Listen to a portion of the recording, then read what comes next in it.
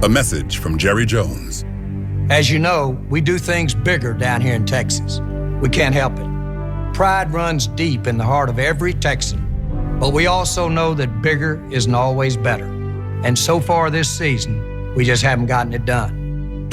So it's time to focus on the little things, the details that can mean the difference between victory and defeat. And that's just what we're going to do. In the biggest stadium, before the loudest crowd, the Cowboys carry on a legacy built by players who were larger than life. Another battle between bitter rivals.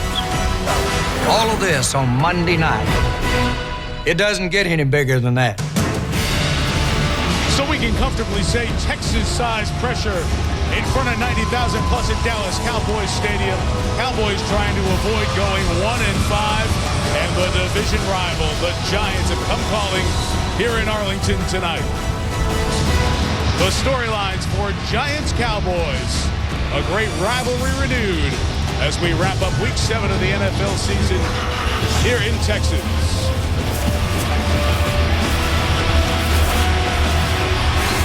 Off we go with the Monday Night Football launch, engineered by GMC. The 4-2 Giants, the 1-4 Cowboys. Hey, no, there are no shortage of disappointing big-name teams thus far in this NFL season, but Dallas takes the cake in that column. We are not hearing the talk of maybe the Cowboys will be the first team to ever play in the Super Bowl on their home field. Instead, we're hearing this history fact.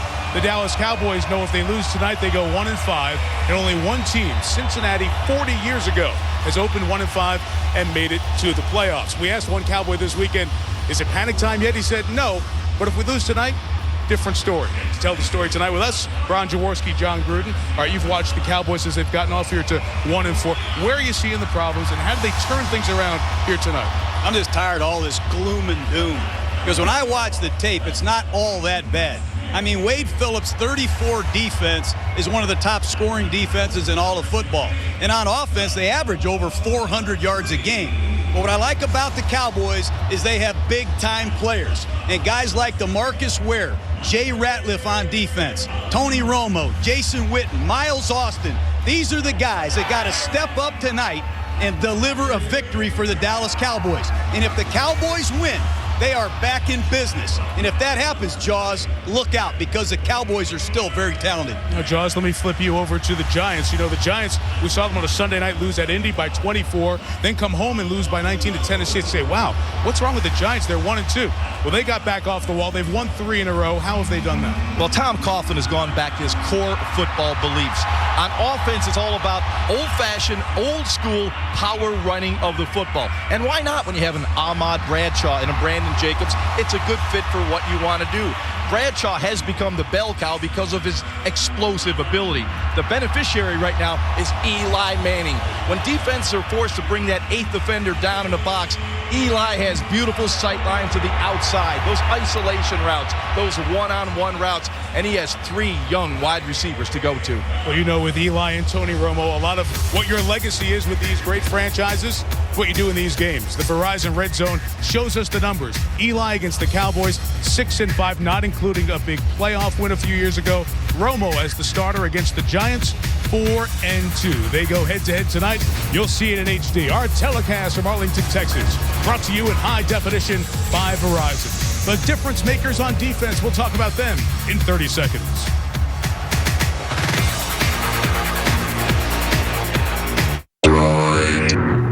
You've never seen fast. You've never held it in your hand, then unleashed it with the fingertip. Never watched pixels whip by at 1 gigahertz and had your neurons struggle to keep up. You've never seen fast because you've never seen this. The Droid Incredible by HTC. It's nothing short of its name. Buy a Droid Incredible with Flash and get any phone free.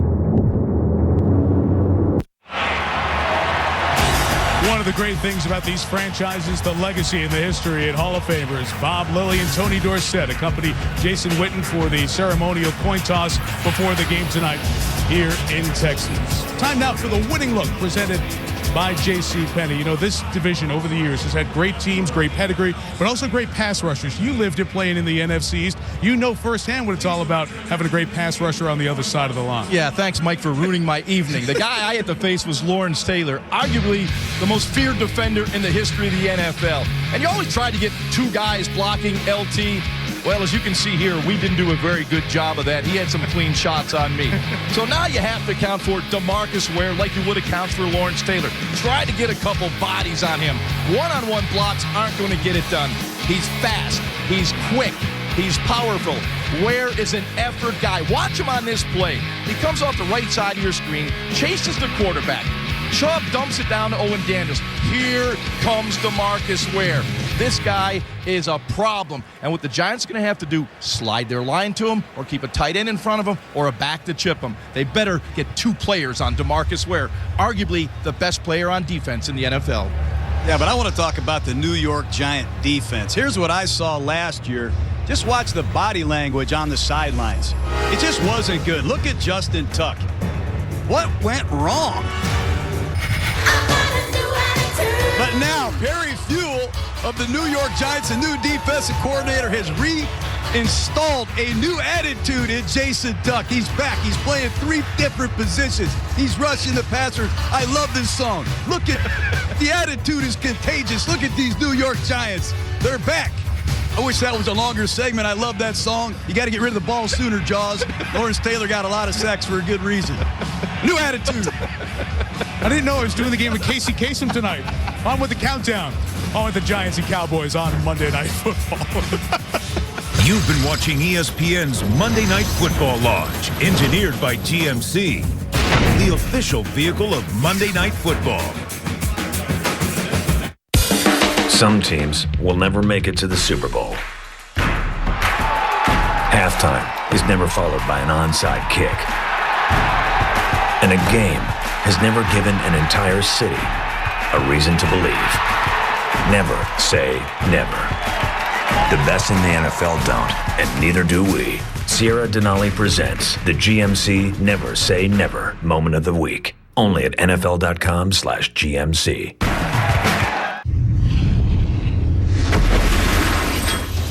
Sir, debris heading towards our comm satellite. Impact may cut off communications with ground forces. Launch avoidance maneuver.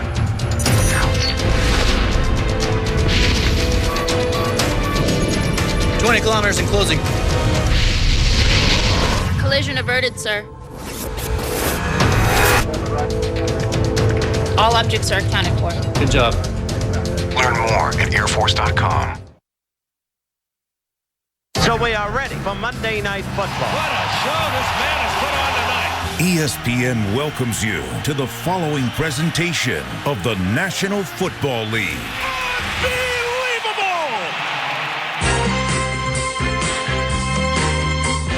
October 23rd, 2006.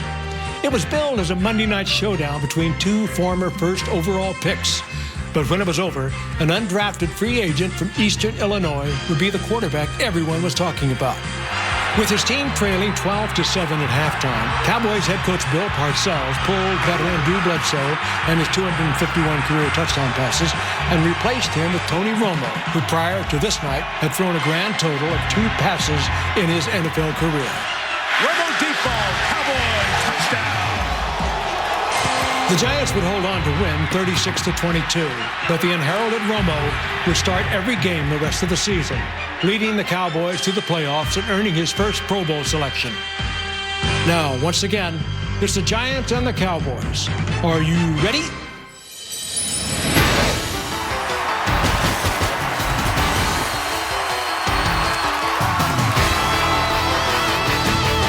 Over 40 years running, still a work of art. A game filled with glory, guts, and heart. It's as good as it gets with this rivalry. The boys and the Giants throw down and think deep. The gallery's ready, so turn up the lights. The battle lines are drawn in Dallas tonight. Ready? Come on and get ready. I mean, really ready. Are you ready for some football? A Monday night party. This is Hank and I'm ready. Let's get this picture started.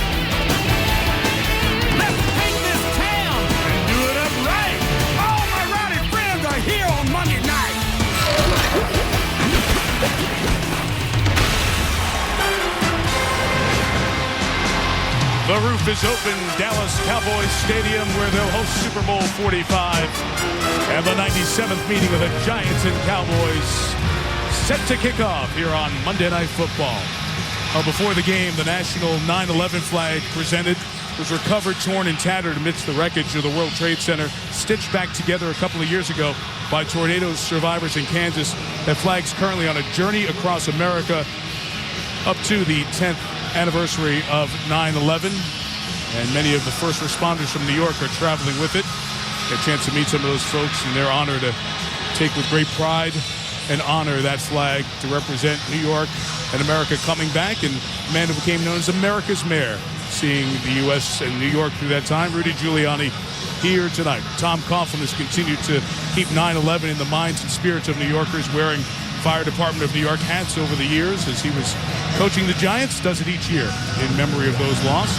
He goes up against Wade Phillips, and if his team wins tonight, there'll only be one back in the loss column, as things will be a lot tighter in the NFC East. The Giants have won the toss and will receive. David Beeler's going to kick to Darius Reynaud. Great atmosphere and pressure on the Cowboys. How will they respond over the next 3 hours? Off we go from Arlington. Beeler slipped as he kicked. Reynaud had to bounce to go get the bounce at the 6. And he just gets back to the 20-yard line. Special teams tackle by Danny McCray.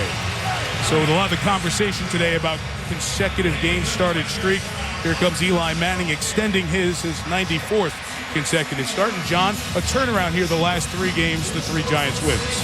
Well, they're running the ball much better. Their offensive line totally healthy. Sean O'Hara is back. This is the same group that they won the Super Bowl with a couple years ago, but they're balanced. And as always, Eli Manning, heady quarterback. Opening drive starts from the 21. And Manning, a first down throw for Akeem Nicks, hit the ground, ruled incomplete. It'll be second down. So working with Eli on this Giants offense, it's scoring 22 points a game. Ahmad Bradshaw's become the #1 back, the starter. Brandon Jacobs spells him and gives him a little power. Kevin Boss, the tight end. Nicks having a very good season. Steve Smith murdered the Cowboys last year, and John talked about it. With O'Hara back from his injury, the ankle and Achilles, you've got the starting 5 that started the Super Bowl back up front for Big Blue. And add Sean Andrews, the veteran, who's in there as an extra offensive lineman. 6th lineman here. Eli throwing for Nicks downfield. Should have been intercepted. Terrence Newman went up and had a jump ball that he didn't bring in. Well, for the most part, Eli Manning has been very judicious with the football over this 3-game winning streak. You'll see Eli right now. Here comes the pressure. There's Sean Andrews blocking. He's an extra tackle. Give him maximum protection. But DeMarcus Ware had single coverage on the right tackle, Kareem McKenzie. He got pressure. An ill-advised throw by Eli Manning should have been intercepted.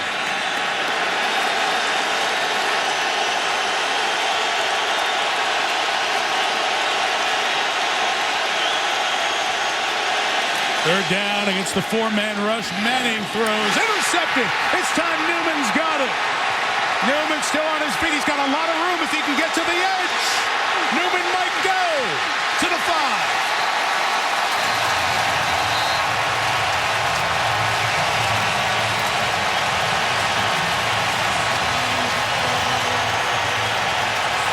That's the turnover the Dallas Cowboys have been looking for on defense. Trips formation, and you're going to see Eli look for Steve Smith in the slot. And you're going to see a simple option route by Steve Smith. He's number 3 in the slot. It's tipped, it's intercepted, and there goes Terrence Newman. Eli Manning has had several balls tipped and intercepted this year. There's another one. Well, that was just an inaccurate throw. That ball's got to be down when you're squeezing that tight window, John. Just the 5th turnover for the Cowboys defense all year, and a glorious opportunity to open for Dallas with Marion Barber. There's the Umanura, Michael Boley with the tackle. A gain of a couple of yards. Well, the turnover story is huge for Dallas because Tony Romo emphasized with us, we haven't been given many short fields this year. And Coughlin's team turned it over, and Romo's got a shot now. Well, the Cowboys have started every drive at an average of their minus 24-yard line. That's a long way to go. And for Dallas to start inside the Giant 5, they have to take advantage right here. They love play-action pass to these two big receivers. Roy Williams, bottom of the screen. Miles Austin at the top. Looked at Austin, it was covered. Jason Witten's not. Touchdown, Dallas.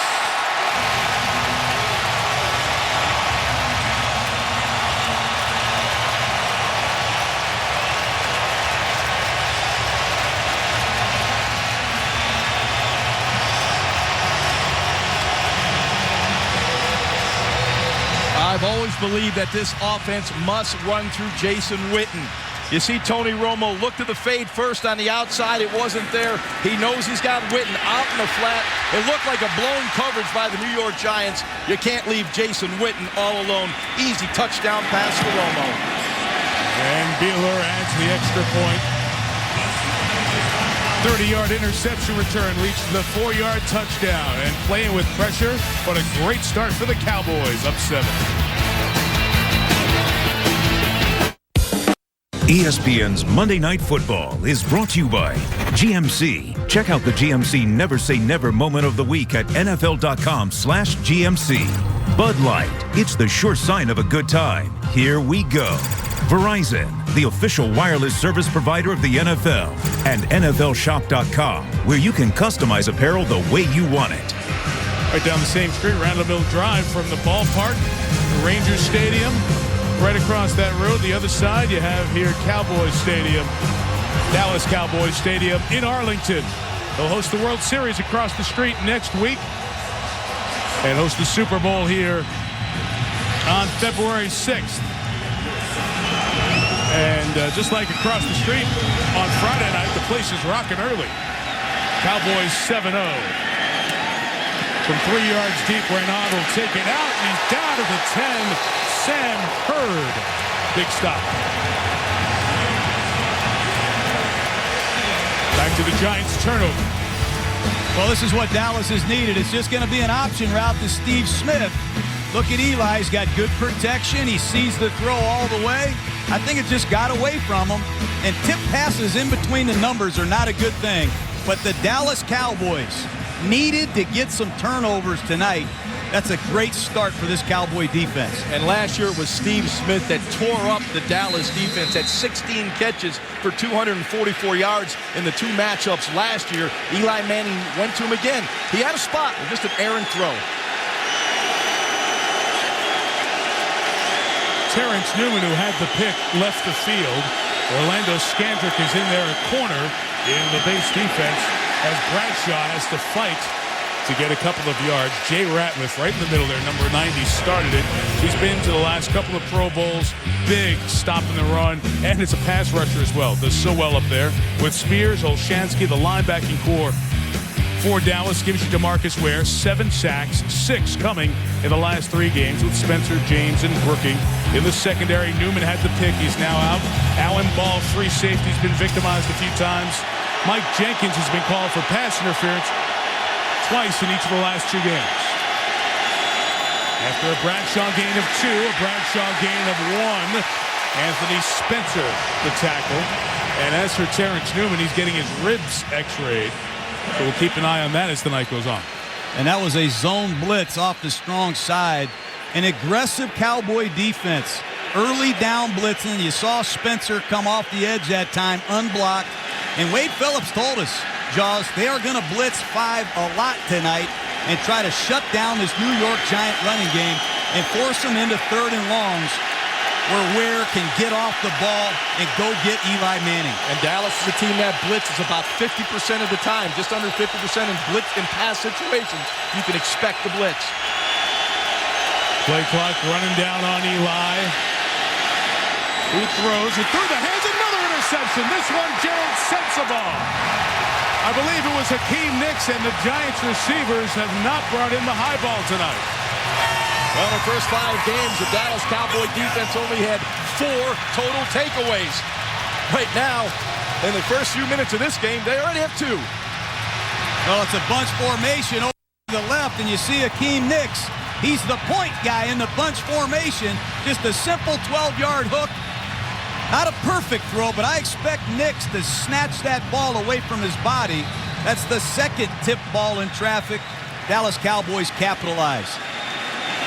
It's been a problem for Manning. A half dozen of his 10 interceptions have come on deflections or tips. Own team or the other. 2 possessions, both starting in the red zone for the Cowboys. Romo complete to Martellus Bennett. Down at the 12, Corey Webster with first contact. Is Dallas offense with a golden opportunity to take a 2-score lead. They total 400 yards a game exactly thus far this year. With Barber, the ceremonial starter, you'll see a lot of Felix Jones as we go on. Witten the touchdown. Williams a big start with Austin. Up front, Doug Freese, the new left tackle this year. He's graded out well. Montre Holland in tonight because Kyle Kozar is out for a couple of weeks with a right Achilles injury. Barber's the back, taking a toss. Marion Barber right to the first down marker, with Webster ushering him to the sideline. And this is an area of the field that the Dallas Cowboys have really struggled with offensive penalties. They have killed themselves with penalties in the opponent's red zone tonight. Very important that they knock this in for a touchdown and take advantage of these 2 early turnovers in a game like this, Jaws. Well, they have to stay out of those known passing situations. This still's an offensive line that hasn't been together for a long time consistently. A lot of changes up front. They get in those second and third and longs. Makes it pretty tough. Stay on schedule. See Deion Grant. The Giants play 3 safeties with Grant in the game. Barber tries to run to the right. And ex-Cowboy Chris Canty made the tackle. Missed the game here last year. Was signed by the Giants at the start of the 09 season. Chris Canty very active in the interior of that defensive line. They have an outstanding rotation defensively. They'll come at you with 8 different players, keep them fresh. Canty big and strong inside at 6'7", 304.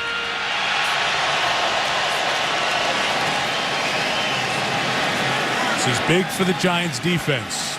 You can hold them to a field goal, keep it 10-0, minimize the damage of 2 possessions starting in the red zone.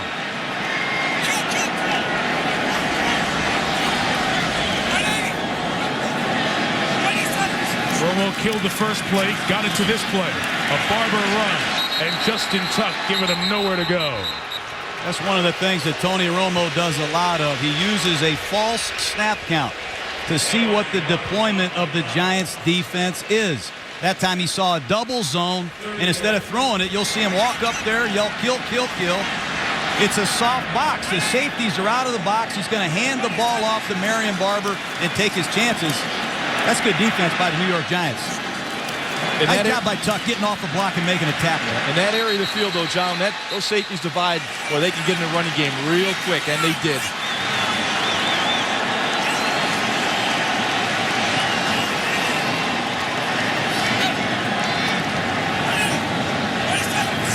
Third and goal, 5 in the pattern, through the hands of Miles Austin. If he caught it, he would have scored. And it'll be a field goal attempt for the Cowboys. The Giants came with pressure. Romo read the pressure, knew right where to go with the football. You see Phillips on the blitz. The ball comes out. Perfect throw by Tony Romo. Miles Austin has to make that catch. And that's a big sequence by the Giant defense. They let everybody out. 5 men free releasing into the pattern. Got to make that play. Second year out of USC, David Beeler, big leg, kickoffs last year exclusively, field goals this year, struggled early, has been kicking better of late, bangs that one through, and less than 6 minutes into the game, Wade Phillips' team, 2 turnovers and a 10-point lead.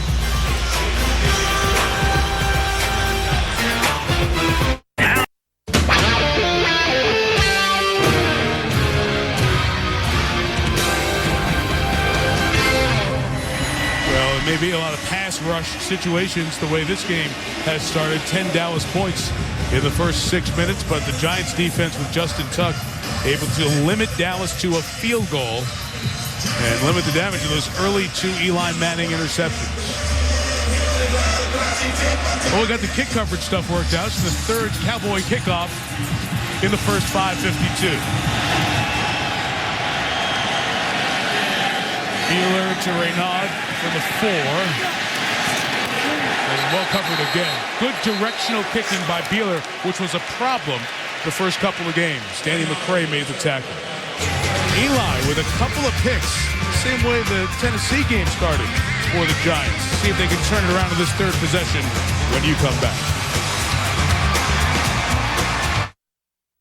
This is the Giants' second visit to the new Dallas Cowboys Stadium. The first one, the Giants opened the joint up, and they beat the Cowboys 33-31. Romo intercepted 3 times. Eli threw for 330 yards, 2 touchdowns. Lawrence Tynes, the walk-off 37-yard field goal. And after the game, the guys in the equipment room asked Eli Manning to sign their equipment room wall. And that became the story of Eli signed it kind of to rub it in, the victory. That's a common practice around the league. He was invited to do it. Word is it's since been painted over. So here they have their chance to get Eli and the Giants in the second meeting between these two teams in this beautiful new stadium. Giants are spreading them out. They have Travis Beckham, number 47, lined out wide to Eli's left. Pressure up the middle. And Manning's throw is caught for Hakeem Nicks, and a first down. It'll be up at the 33-yard line. So that's encouraging for the Giants. No interception there. Eli was intercepted in his first 2 possessions. You know, guys, over the last 20 years, every Giant game from 1990 to 2009, they had never had 2 interceptions on the first 2 series of the game. It happened this year against Tennessee, and it happened here tonight. So the Giants fans are hoping this one turns out differently than the loss to the Titans a month ago. With Sean Andrews back in there. Got that heavy formation the Giants do to the right of Eli Manning. Bradshaw with Bear Pasco, the fullback blocking. Great cutback by Bradshaw, who gets it to the 39-yard line. I don't think a lot of people know Ahmad Bradshaw leads the NFC in rushing, but let's take a look at the injury to Terrence Newman. Bradshaw went for the tackle on an earlier interception. Hard to say exactly where Terrence got it, but the secondary is new. I just saw Alan Ball, their starting safety, move to left corner in nickel situations. You're going to see Barry Church, number 42, play a little bit at safety tonight. They're x-raying those ribs on Newman. There's Jacobs running up the middle for a yard or so. And this is important as Keith Brooking led the charge there, Jaws. We're halfway through the first quarter. It's 10-0. Giants have to obviously not panic, stay patient. But the problems in the secondary could be a big story. Mike, you're absolutely right. They're going to get some favorable matchups. In fact, they spread it out on the first play of this drive because they got Hakeem Nicks matched against Alan Ball. That's a mismatch when you get Nicks on a safety. You're going to get these matchups throughout the game. So the Dallas defense is going to have to tighten up. I think you'll see the Giants continue to spread them out. It's 3rd and short. Dallas brings the pressure up the middle. Manning hit, but hung in there for Manningham, who had the first down, and they're going to give him that progress. That's very interesting. On his own volition, Manningham was trying to make the circle route and get farther up, but they gave him forward progress. I don't like that spot, but where it is, it looks like it'll be a first down. Well, I don't like that spot either, but I really like the throw by Eli Manning right there. Nobody touches Stephen Bowen right up the middle, and it's going to be a shallow cross. Coming underneath the Manningham as you see Steve Smith working on the opposite side against Skandrick.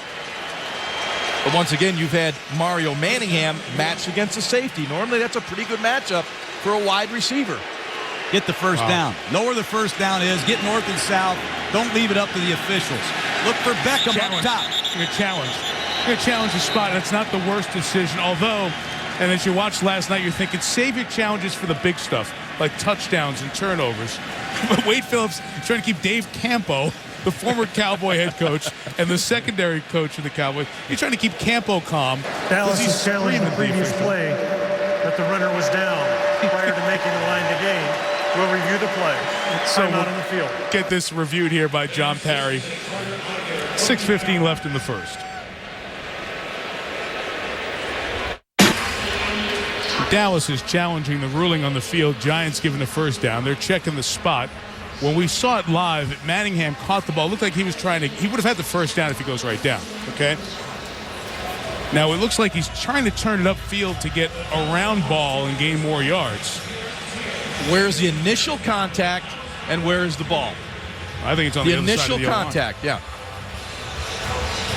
Here's John Parry. After reviewing the play stands as called. Dallas will be charged their first team timeout. And they can't earn a third. Let's keep an eye on number 47, Travis Beckham, in at tight end for the New York Giants. He's a tight end that the Giants will try to line up as a receiver. They're going to look to get him against a linebacker, Heath Brookings or Grady James tonight in a one-on-one situation. Here he is going to the top of the screen. Thank you. Just a play clock reset. There's Dave Campo. He's intense. Yeah. Head coach of the Cowboys 2000 through 2002. Great guy and a heck of a coach. Coach Giants first down at the 44-yard line.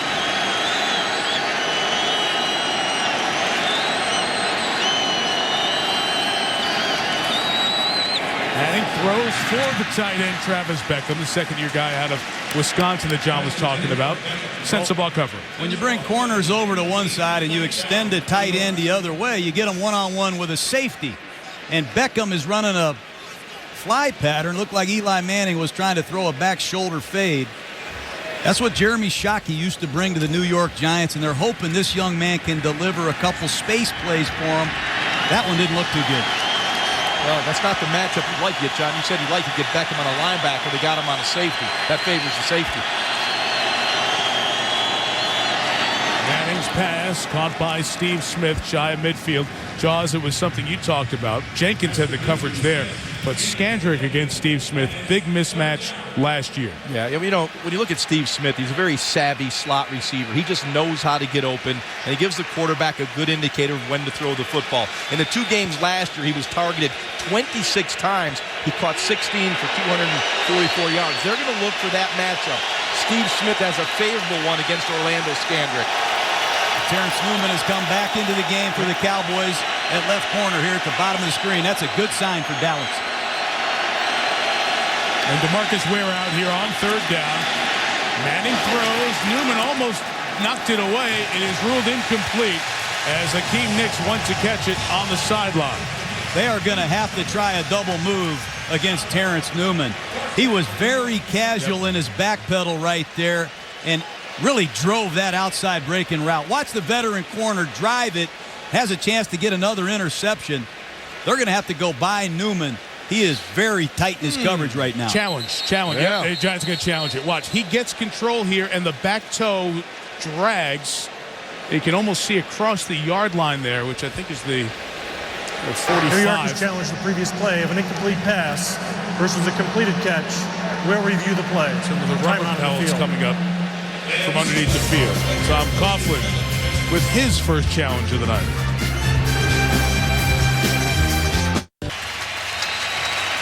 The ruling on the field was incomplete. We've taken a couple of looks with the super slow-mo. Terrence Newman deflects the ball, and then Hakeem Nicks gets his hands on it.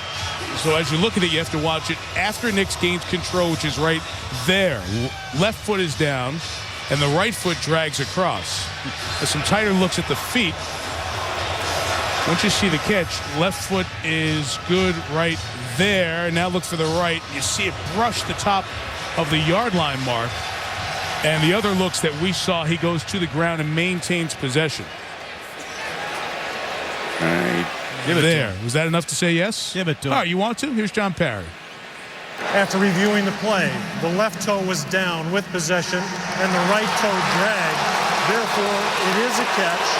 The ball will be placed at the 40.5 yard line. New York is not charged with a team timeout.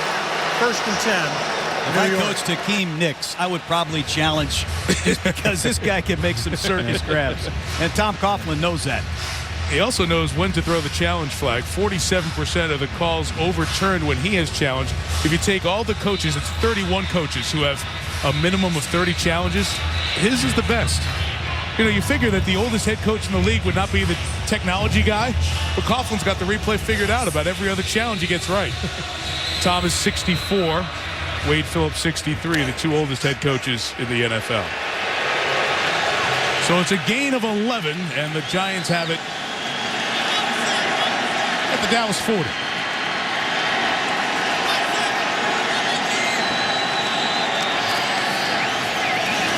Bradshaw with a run for about 6 yards. Boy, that's great movement by this New York Giant offensive line. Pro Bowl nose tackle Jay Ratliff. Watch the movement they get at left guard and center, allowing Bradshaw to press it.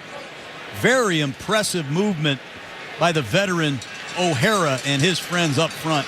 That's a huge gain to put them in a 2nd and 2. That's just where the Giants want to be. If you're going to run the football, you better block Jay Ratliff. You want to throw it, you better block DeMarcus Ware. It's that simple against this Dallas defense. Those are two dominant football players.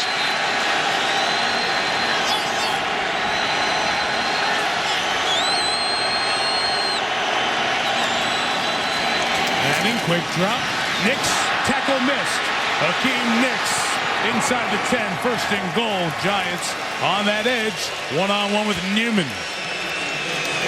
Well, you'll see the missed tackle right here. Just a little quick hitch route, about 5 yards, and Terrence Newman drives it real hard.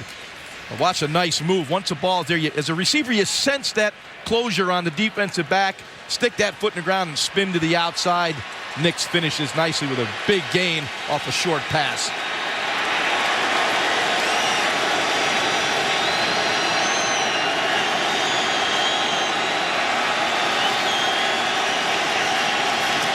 First and goal, Bradshaw seeking the left on his own man. Dave Deal there ran out of room and got a couple of yards. You know, last year the Giants scored 30 points or more in both victories against Dallas, but they were 0 for 4 in the red zone. Dallas does an excellent job with this 5 across zone coverage, and it's hard to read exactly who has help from who. It's a tough coverage to throw against. You're going to see the Giants try to run the ball with some success against these loose Cowboy red zone coverages. Once again, the Giants come with that heavy formation where they bring in Shawn Andrews. He's at that tight end position to the right. They're loaded up to the right with blockers. Essentially 3 tight ends right here for the Giants. They block it up, and Eli throws for Nix. Touchdown. Well, that cannot happen. How do you get a safety covering Hakeem Nicks in this situation? Gerald Sensabaugh is not the guy you want playing man-to-man coverage against Hakeem Nicks. This is just too easy. They load the formation with tight ends, and they're going to get a safety one-on-one with Hakeem Nicks. And Eli just waits for Nicks to turn around. That's way too easy. You need to have a cornerback covering a gifted wide receiver. John, I don't believe they had a cornerback on the field against that formation. They had McCray in there, number 40, Sensabaugh 43, so they were loaded up with safeties. You're right, Josh. Absolutely. Extra point added by Lawrence Times. Settling in to be a good one, huh? 7th touchdown of the year for the Giants, Hakeem Nicks. From tonight, of course, Tennessee leads that division at 5-2. Tennessee's the champion of the NFC East so far. They've defeated both of these teams and won at the Giants and at Dallas, and then they beat Philadelphia in Nashville yesterday. Are they going to ask to be relocated? No, they never ask into the NFC East, that's right? Not normally. I like what the Giants do here in their kickoffs. Makes it hard to find which guy you're supposed to block as Tynes boots it to Akasi Owusu-Ansah, who hit it hard, and Owusu-Ansah, the rookie, is shy of the 40. Indiana University, Pennsylvania, 41-yard return. There he is, Nolan Ryan, and New York fans will remember Nolan Ryan taking the great Mets team in '69 and being out of the bullpen in that group for the World Series, and now he's the president of the Texas Rangers and World Series bound off to San Francisco. Roger Staubach, part of the great quarterback legacy of the Cowboys, a Hall of Famer from 25 years ago. He was inducted, Roger the Dodger, among the celebs in the house here tonight. And both of those guys I know well, and they are very competitive. You know, I think Nolan Ryan could still throw at 90, and Roger still loved to beat you one-on-one in basketball. Definitely two guys who could throw it, that's for sure. Felix Jones is now in at tailback. And for the 40, Romo throws to Witten. Right at midfield, the mark's going to be close to a first down. Boy, this Perry Fuel, everybody thinks defensive coordinator Perry Fuel's one of these Tampa 2 guys, but he's going to put Antrell Roll down in the box and play some zone coverages the other way. Take a look at Witten running a shallow cross right into that zone coverage. That's a nice job by Witten sitting down between the 2 zone defenders. They use Antrell Roll in a lot of different roles, Mike. Very good job. Half-yard shy of the first down, and Felix Jones gets it as O.C. Umenyiora tackles him. Once again, Dallas in Giant territory for the 3rd time tonight. So it's been back to the wall for the Big Blue defense, which is giving up a decent amount of points, 19.5 so far this year. Justin Tuck and O.C. Umenyiora doing the sack duties off the edge. Canty, the former Cowboy, first time back against them. Keith Bullock's back in the lineup. Missed the last 3 with a toe injury. Goff has taken over at the middle linebacker spot. Corey Webster has done a very good job throughout the year at corner. Kenny Phillips had 2 picks in the game here against Dallas last year, and then he was hurt out for the rest of the season, and the Giants missed him. And they welcome back Bullock, who brings down Felix Jones for no gain. Keith Bullock does a real nice job. They try to get him moving away with the misdirection, but he stays at home, reads the play. You'll see him see the misdirection, comes back, penetrates into the backfield. You want to stop the running game? Get that penetration. Bullock right on the ball. You talk about Bullock and getting him back, Jaws. The Giants signed him. Remember, he was a stalwart with Tennessee for a decade, tore his ACL, and very late, right before camp started, he signed with the Giants. Weren't sure where they were going to use him, now settling in at the strong side backer spot, but he's missed the last 3 with the injury. Second down, Romo, always good out of the pocket. Just a hair too tall for an open Miles Austin. Yeah, Tony Romo is one of those quarterbacks that is most dangerous when he breaks the pocket. Not necessarily running, but his eyes are always downfield, finding people. He found the open receiver, just a hair high in this one. You'll see Tony set up here, little play action. Not as precious left side, just a subtle little movement, but a little bit high for Miles Austin. Now Miles got to catch it. Yeah, that's 2 drops for Miles Austin already. This is too big of a game. He's got to step up and make these plays. Exciting rookie Dez Bryant caught his first touchdown against Minnesota last week. He's in for Dallas. 88, bottom of the screen. Romo checks it to the vacated area to Marion Barber. He's 3 yards shy of the first down. We'll have 4th down here for Dallas. Well, the one thing the Giants do, they come off the edge. When you look at O.C. Umenyiora and Justin Tuck, they get in the quarterback's face quickly. As a quarterback, when you plant that back foot and you feel that pressure, your tempo picks up and you want to get the ball out. You'd like to get it downfield, but you check it down quick. If I'm the New York Giants, you see them all yelling, safe, safe, safe. They are very alert for a fake in this situation. Matt McBriar is the punter. It high under the scoreboard, which has not been a problem. Great dive by Danny McCray to keep it in. Remember, in the pros, it's where the man is, not the ball. The McCray established on this side of the goal line, dives in, comes up with the save. Giants are saying it's a touchback. That's beautiful. Great. After a quarter in Texas, 10-7 Cowboys. Oh, there. Oh, no, mate. It's going to come back. Hello, Mrs. Jensen. You don't have any Snickers in your shopping cart. The neighborhood kids love Snickers on Halloween. Let me help you.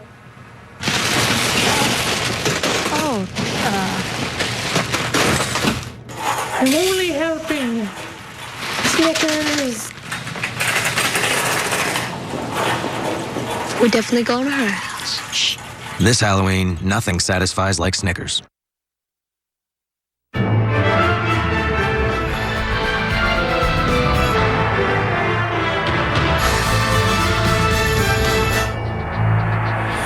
Some of the names that have been a part of the Giants and Cowboys for the 96 meetings before. There's Michael Irvin doing the national radio with our friend Kevin Harlan. Michael, of course, Cowboy Hall of Famer.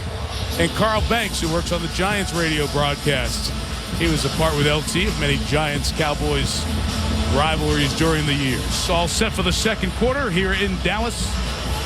10-7 Cowboys lead. Mike Tirico, John Gruden, Ron Jaworski. We showed you at the end of the first quarter. That play at the goal line, you have to watch very closely. Great play by Danny McCray as he tosses it back. Sam Hurd touches it.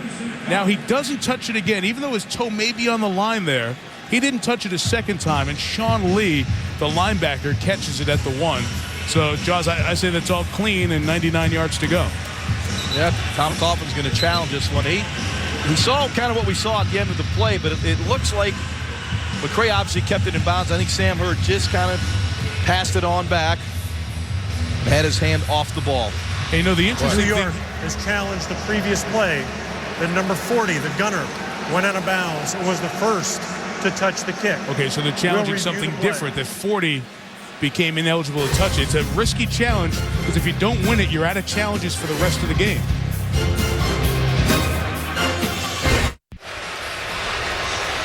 After reviewing the play, number 40 was legally chucked out of bounds and was the first player to touch the kick inside the 5-yard line. New York has elected a touchback. The ball will be spotted at the 20-yard line. New York, with being correct on 2 challenges, has earned a 3rd challenge. 1st and 10, New York. Well explained. So you don't need to add anything to that.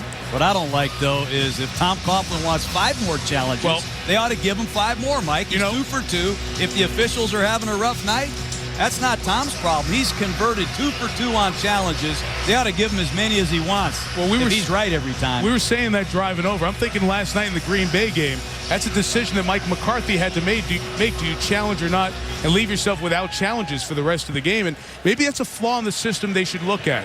If you go 3 for 3, I'm giving you another one. Why not? You know. In any case, Giants will get the ball with 19 yards more. Take it to 20.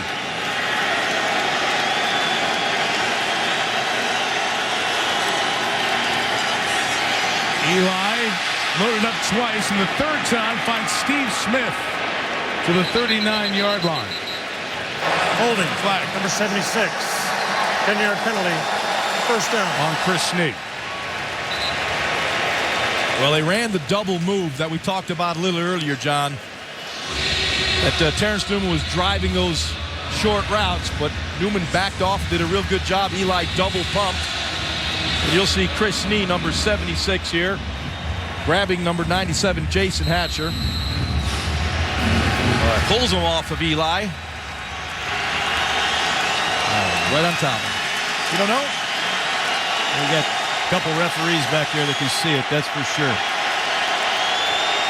First accepted penalty of the night.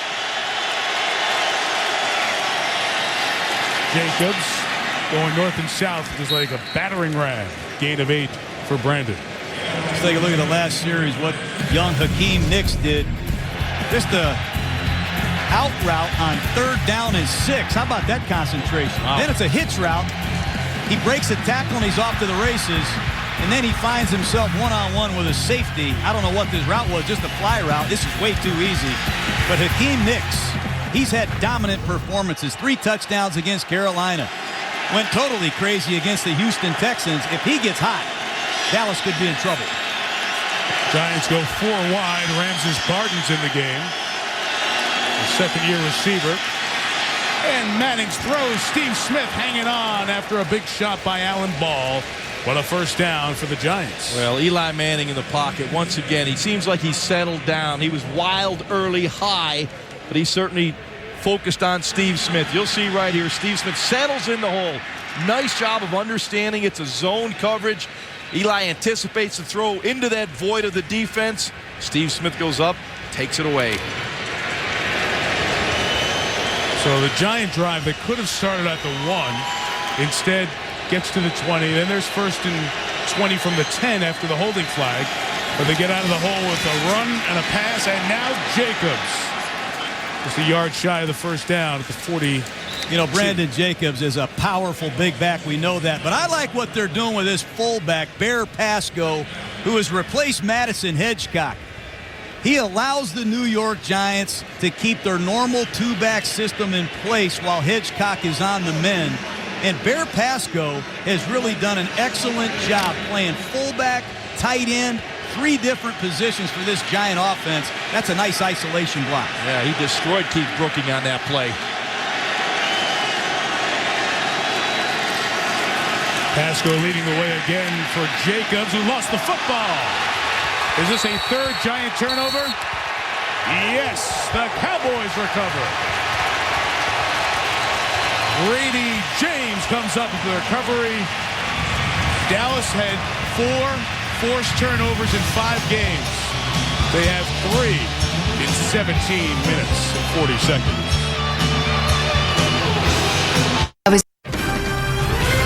ESPN's Monday Night Football is brought to you by Mercedes-Benz, located on the web at MBUSA.com.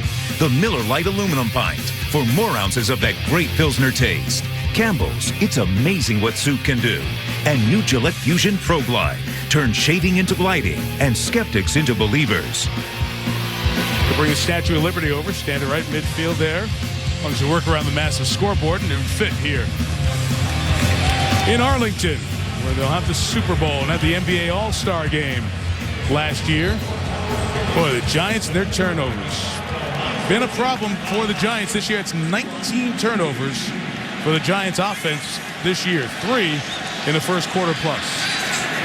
Third possession starting in Giant territory. Romo hit as he throws. Austin the catch in front of Terrell Thomas. Romo is hurt.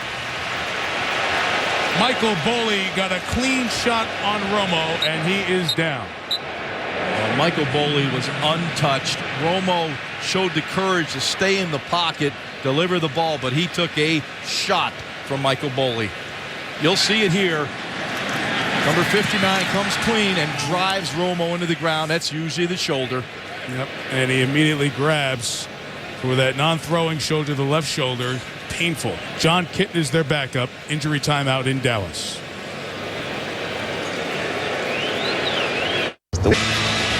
About 30 seconds ago, Tony Romo walking off after taking that shot to the left shoulder. They look at him on the sideline. Jerry Jones, owner, president, general manager of the Cowboys, watches with great concern. John Kitna, who has not played a down since week 4 of the 08 season, immediately throws an incompletion, knocked down by Barry Cofield. Let's go back to the Romo injury. Well, take a look at Chris Gronkowski. Before you release, you have to check your assignment in pass protection. And here Gronkowski takes his eyes off Boley. That's just an assignment breakdown all the way, and Romo paid for it. You just got to hope he's okay. But if you're a young back, you have to know exactly who to block and never take your eyes off these veteran linebackers. There's Skip Pete giving him an earful. Deservedly so. So with Kitna under center, it's Felix Jones who gets back to the line of scrimmage a little bit more. Again, John Kitna, veteran, been around the league a long time. He's 38 years old. It's his 14th year in the league. He was in Detroit, played 4 games in the 08 season, then didn't play the rest of the year. They put him on IR. There was some question around that. Came here to Dallas as the backup last year. Romo took every snap last year and every snap thus far this year. So Kitna has not seen live action in almost exactly 2 full years, other than preseason. And the Giants have their NASCAR package out there. Look at these 4 defensive linemen, pure pass rushers.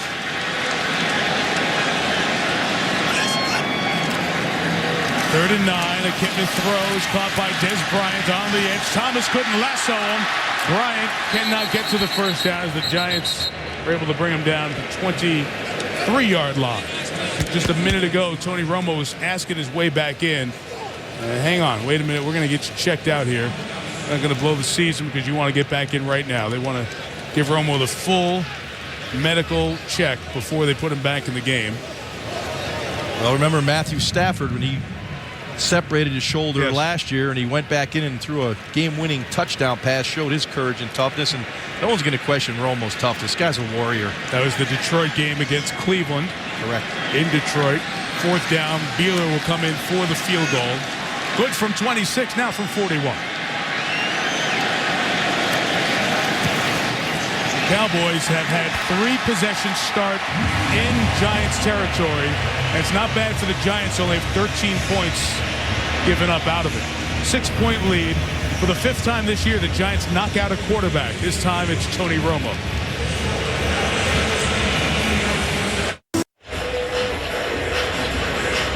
Back at Cowboys Stadium here in Arlington, and our aerial coverage is brought to you by AutoTrader.com. You look in from the east end of the stadium, and with those open ends to the stadium, there's wind blowing in from right to left as you watch. They've taken Tony Romo in for x-rays on his shoulder. As soon as we have more, we'll let you know. David Beeler kicking off for Dallas. Darius Renard going to take a knee. We'll take you for a Sports Center right now to Trey Wingo. Michael, thank you. Injuries to quarterbacks a concern in Arlington, also in Minnesota. Brett Favre has 2 fractures in his left ankle. Brad Childress says surgery is not required. Still not sure if he's going to be able to make his 292nd consecutive regular season start Sunday. And Reggie Bush says he's going to try and practice on his healing right leg Wednesday. Hopes to play against the Steelers Sunday night. Michael, back to you.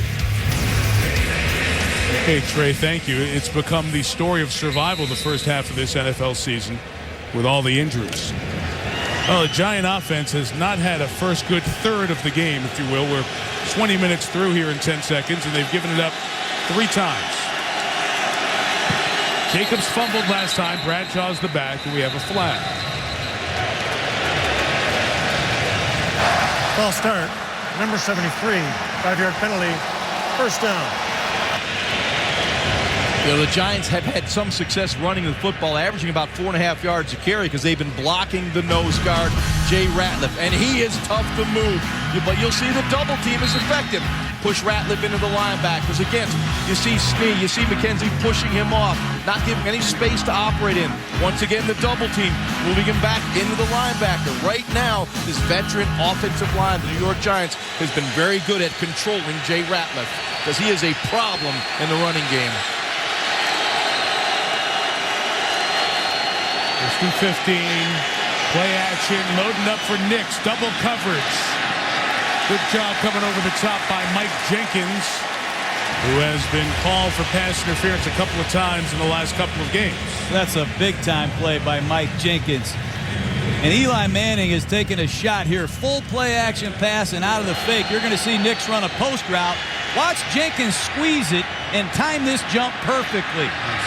Nice play by the young corner who's struggled the last couple weeks. They need him to regain his confidence. He's a big-time playmaker last year for Dallas. Had 5 interceptions. Saw him in a Pro Bowl a year ago. Well, you know that position, John. If you're not playing with confidence, tough to play out there in that island. Looks like he's got it back tonight. Gun run, Bradshaw. Bradshaw gains 8 yards. I want to give you a few seconds here on the Giants running backs. From the very first snap of training camp up in Albany, the state capital where the Giants train, Bradshaw got the first rep, then Brandon Jacobs. Jacobs had been the starter. He thought he was going to be the starter again, but Bradshaw kept getting the first reps. They kept starting the preseason games. Jacobs didn't get it. Finally, it all built up the frustration. We saw Jacobs end up with his helmet in the stands in Indianapolis. He's got the message. Bradshaw's the one. He's back to his role of a few years ago, Jacobs. And the last 3 games, it's worked much better. Well, he's in the doghouse now after that fumble.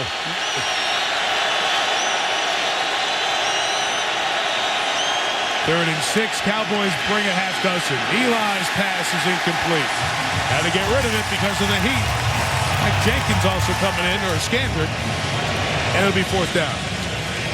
It was all about the pressure. Eli did not have a chance to let the play develop. You'll see the overload to the right, and you get Scandrick in clean. Eli just had to unload the ball, couldn't wait for the play to develop down the field, tried to anticipate the throw, never had a chance. Good design of the blitz by the Dallas Cowboys. Matt Dodge has a problem catching snaps. He's the rookie punter, has a glove on his left hand to help him catch the ball tonight. He's got a rocket for a leg and just unloaded. Sent Des Bryant all the way back to the 10. Now he's got a head of steam. Des Bryant took one back against Chicago. Takes one back against the Giants. Touchdown, Cowboys.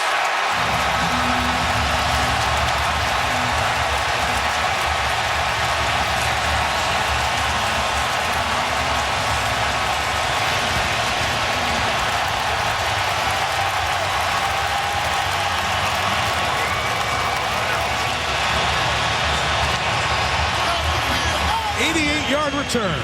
And Matt Dodge just can't win. He makes a great punt, and this is all rookie Des Bryant. And you can see why they gave him number 88. Big and fast and an explosive playmaker. Joe DeCamillis, the special teams coach, is loving that. Special teams has been a problem in coverage for the Cowboys, but the return game excited by Bryant, who brought it back 62 yards against the Bears in Week 2. Now 2 punt return touchdowns this year.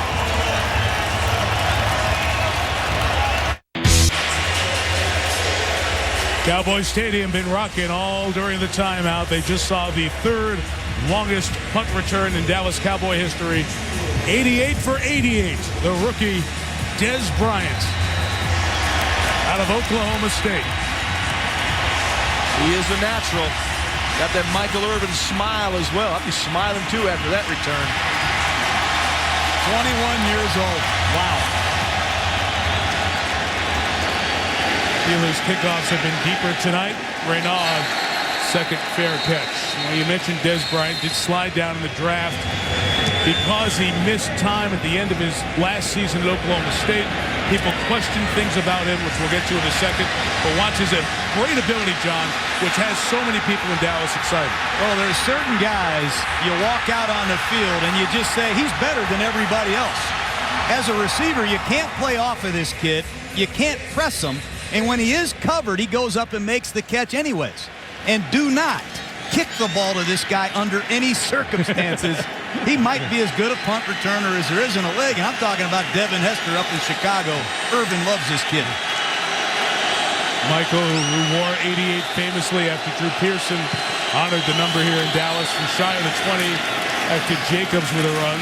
Brandon gets about 5 yards to talk about. Good, John. Well, speaking of Michael Irvin, how about this guy, number 88?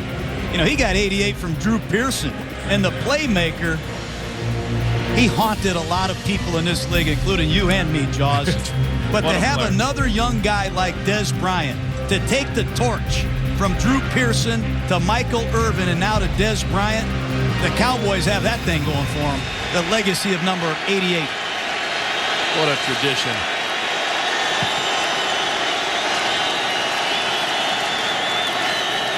Jacobs in 2nd and 5. With 3 yards from 28. There's a couple coming up. And now the Giants trying to calm this down. You know, they're a power running football team. They want to get that supremacy and being physical going again right now. They don't want this to get out of hand. They're going to run it. I like what Tom Coughlin did there. Right after Jacobs fumbled the football, he goes right back to his big back, gives him back-to-back carries. Tom Coughlin is a player's coach a lot more than people think, Jaws.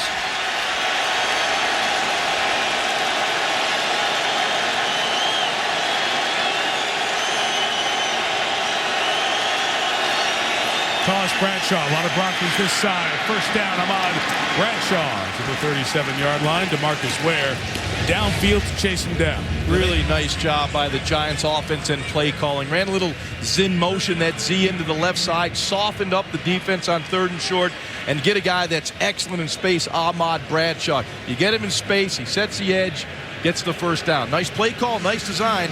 The execution was perfect. They call these backs earth, wind, and fire. He must be wind, because I don't know which way Bradshaw's going. He is quick.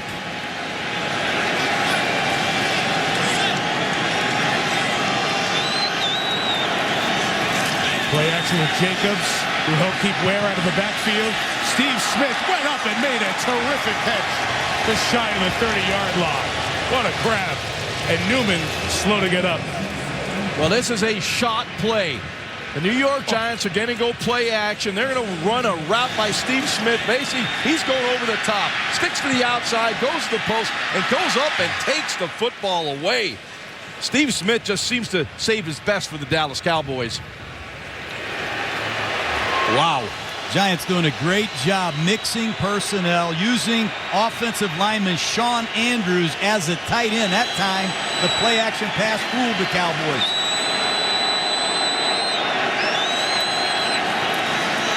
Manning slant from Manningham is a pass interference flag coming on Jenkins. It'll be his 5th in the last 2.5 games.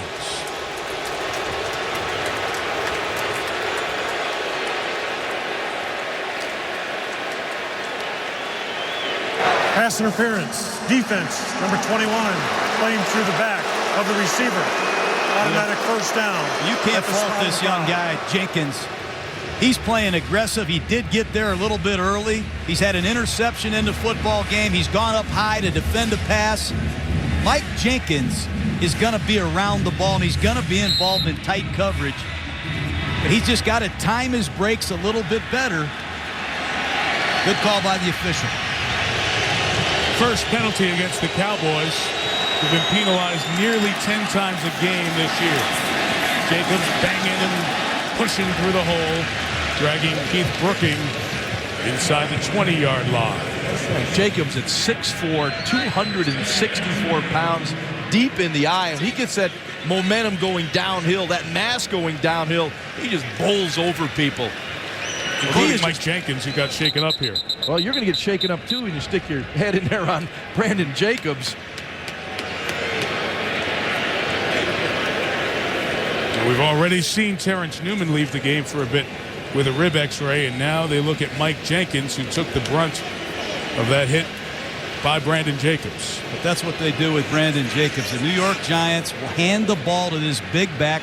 They decide we're not even going to block the corner. We're going to use everybody to block the interior of your defense and let this big back run over your corner. And that's what happened right there between Jenkins and Jacobs. We'll see how they split tonight. Dead down the middle. More carries this year and yards for Bradshaw as Jacobs spent his first stretch in the doghouse there, as we talked about earlier, coming out of the preseason. The average is key, though, Mike, averaging 5 yards a carry now. They're starting to, Tom Coughlin's about being physical. He wants to run the football. They're starting to establish that now. Once they get that going, you force the Cowboys to bring that safety down the box, and then you go with those shot plays, those plays that will feature the big explosive plays. Oh, with Jenkins out, Orlando Scandrick comes into the game as the corner. He'll be at the bottom of the screen. And if he gets a chance, Eli's going to work down here to Nix. So Bradshaw out here flanking Nix. Ahmad takes the hitch. Bradshaw inside the 10. Rolls on James, so he'll get all the yardage down to the 8.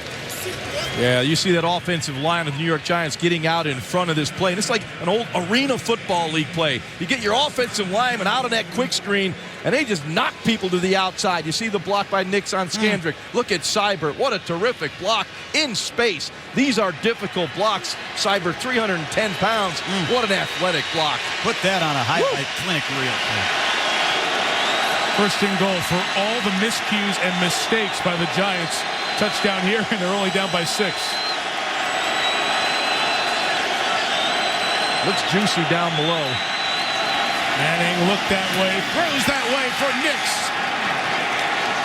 They are marking him in on the far side. Touchdown. The other official coming from the top says touchdown. The side judge didn't say anything. But it is a Giant touchdown, and they're within 7 pending the point. Now listen what the Giants do. They're going to set up those isolation routes with formation variation. And clearly in the end zone there, you can see why the side judge on the near side didn't call it. He couldn't see through Scandrick and Nix. This is a no-brainer. Yeah, you get Scandrick man-to-man with a lot of space for Hakeem Nicks. Tough for any corner to take care of that big fella out there in space. Eli saw it, went to it. Somewhat of a routine touchdown. A bevy of big plays tonight. It is the second touchdown for Nix tonight, his 8th on the year, and the Cowboys' lead is down to 20-14. Here's what Eli Manning does for you. He is such a heady quarterback. He can change the play in a split second. Eli Manning is going to motion the back out of the backfield. Take a look at it. And the defense is going to react to the motion and show him a blitz with man-to-man coverage. Watch Bradshaw get reset. Eli reads the blitz. He sees the one-on-one coverage, and he says, hey, let's change the protection. I have my friend Hakeem Nicks down here one-on-one, and he will assault you that way. And Nicks is going to beat Scandrick every time, Ron. If Eli Manning can use the snap count to get the information that he needs, he's going to drive the Dallas Cowboys out of any man-to-man coverage. And this is what Eli is so good at. Once he gets that isolation route, Scandrick even jumped inside on Nix and couldn't defend the play. Isolation routes, one-on-one. Eli does a great job of decoding the defense. And you see on our Mac Zoom that looks right down the goal line, the end line there, 32 different cameras stitching the imaging together. You can clearly see broke the plane. So, guys, for Akeem Nicks, take a big picture back here. Dave Campo ripping through those pictures. And where's the one that says, how in the world do you guard that guy, Nicks, who has 8 touchdowns this year, tied with Antonio Gates in San Diego for the most total touchdowns in the NFL through Week 7 here. Ocasio Osuansa couldn't put a fork in it, and it's a touchback. You don't cover Nicks with Gerald Sensabaugh or Orlando Skendrick. Okay, let me write that. Is that tonight's Mike coaching tip? Thank you. That's what Super Bowl coaches. That's the information you get. Yeah.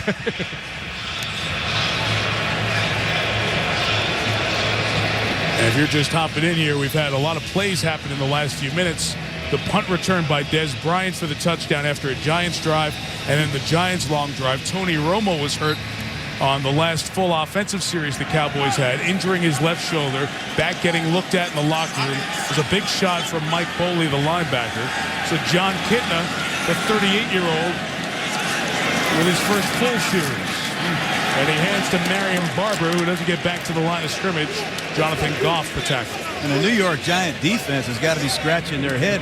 They've given up 20 points, but only 55 total yards. They haven't been on the field very much, but when they've been out there, Ron, they've done an excellent job of getting off the field. Perry Fuel has brought a lot of energy to this Giant defense. They love playing for him. They really have taken ownership of this defense under his direction. Shot of the 20, Kitna under siege. Throws incomplete for the fullback Gronkowski. Well, Perry Fuel dialed up the pressure here. You'll see the linebackers come. You'll see on the outside edge right there. You have number 59, Michael Boley. On the other side, the quick pressure from Osi Umenyiora, and pressure up the middle. Nowhere to go. Watch Osi one-on-one with Doug Free. Beats him quickly to the outside. A quarterback with that kind of pressure, you just got to load the football, avoid the sack.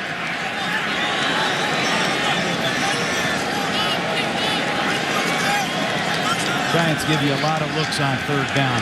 Watch Jason Tuck. He's walking all over. He's the rover. 3rd and 10, 5 coming after Kitna. Got hit by Deion Grant, who they signed this year. And the Giants defense keeping them right in this game. Well, Perry Fuel understands. You now have John Kitna as your quarterback. Very little movement from John Kitna, and the pressure will now come. You see the 3 down linemen, but look at the linebackers. They all blitz, so you're bringing 6. Not enough to pick up the 6. Only 5 blockers for the Dallas Cowboys. Kitna has nowhere to go with the football. Giants pass rush heating up right now.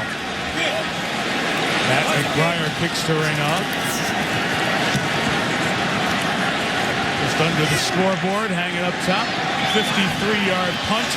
Right now from the 37 is brought down at the 44 by Sean Lee.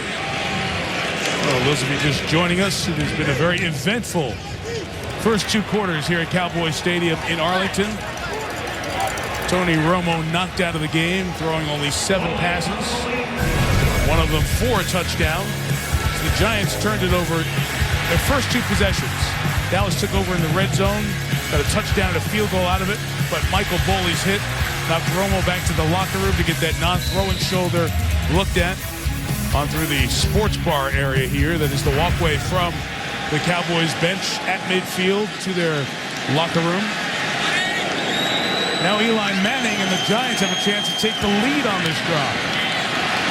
Steve Smith with a gain of 9. And I want to talk here for a second about Tom Coughlin, guys. You know, John, you talked about it. More of a player's coach than might appear when you watch him on TV. There's a steadiness about Tom Coughlin, who's seen it all in his years as coach. And his team plays that way so often. And a little example of that in the first half. No question. They're a very close team, these New York Giants. Right guard Chris Snee, he's married to Tom Coughlin's daughter. These guys have been together a long time. They've had great continuity on their staff and on their team.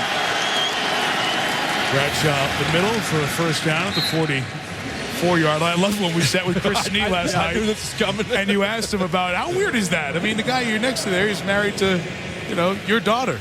And then he said, well, He invites me over for Christmas dinner, and I walk in, and the coach is there. Yeah. Hi, Tom. How are you? Nobody wants to go to the Sneeze house for Christmas dinner. Kind of a fun plug there.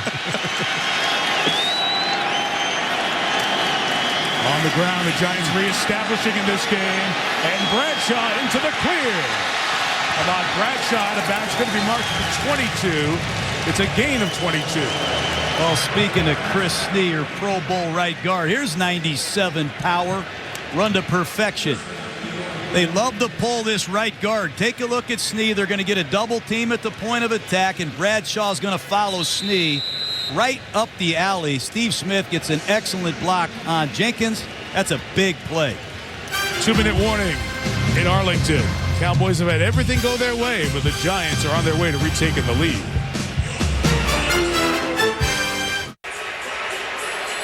At the 2-minute warning, hard to say in a game where you've turned it over 3 times and given up what has now officially been credited a 93-yard punt return for touchdown. It's hard to say that you're dominating the game. But the Giants, in terms of yards and moving the ball, are 231 yards to 46 for the Cowboys. Giants trying to drive and take the lead with all 3 timeouts inside the 2-minute.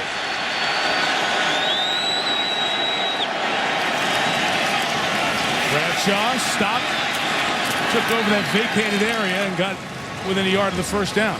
Well, Eli Manning is just killing Dallas with his pre-snap work, Jaws. He's using these dummy snap counts. He knows the Cowboys are in 2 deep coverages, and he continues to hand the ball to Ahmad Bradshaw.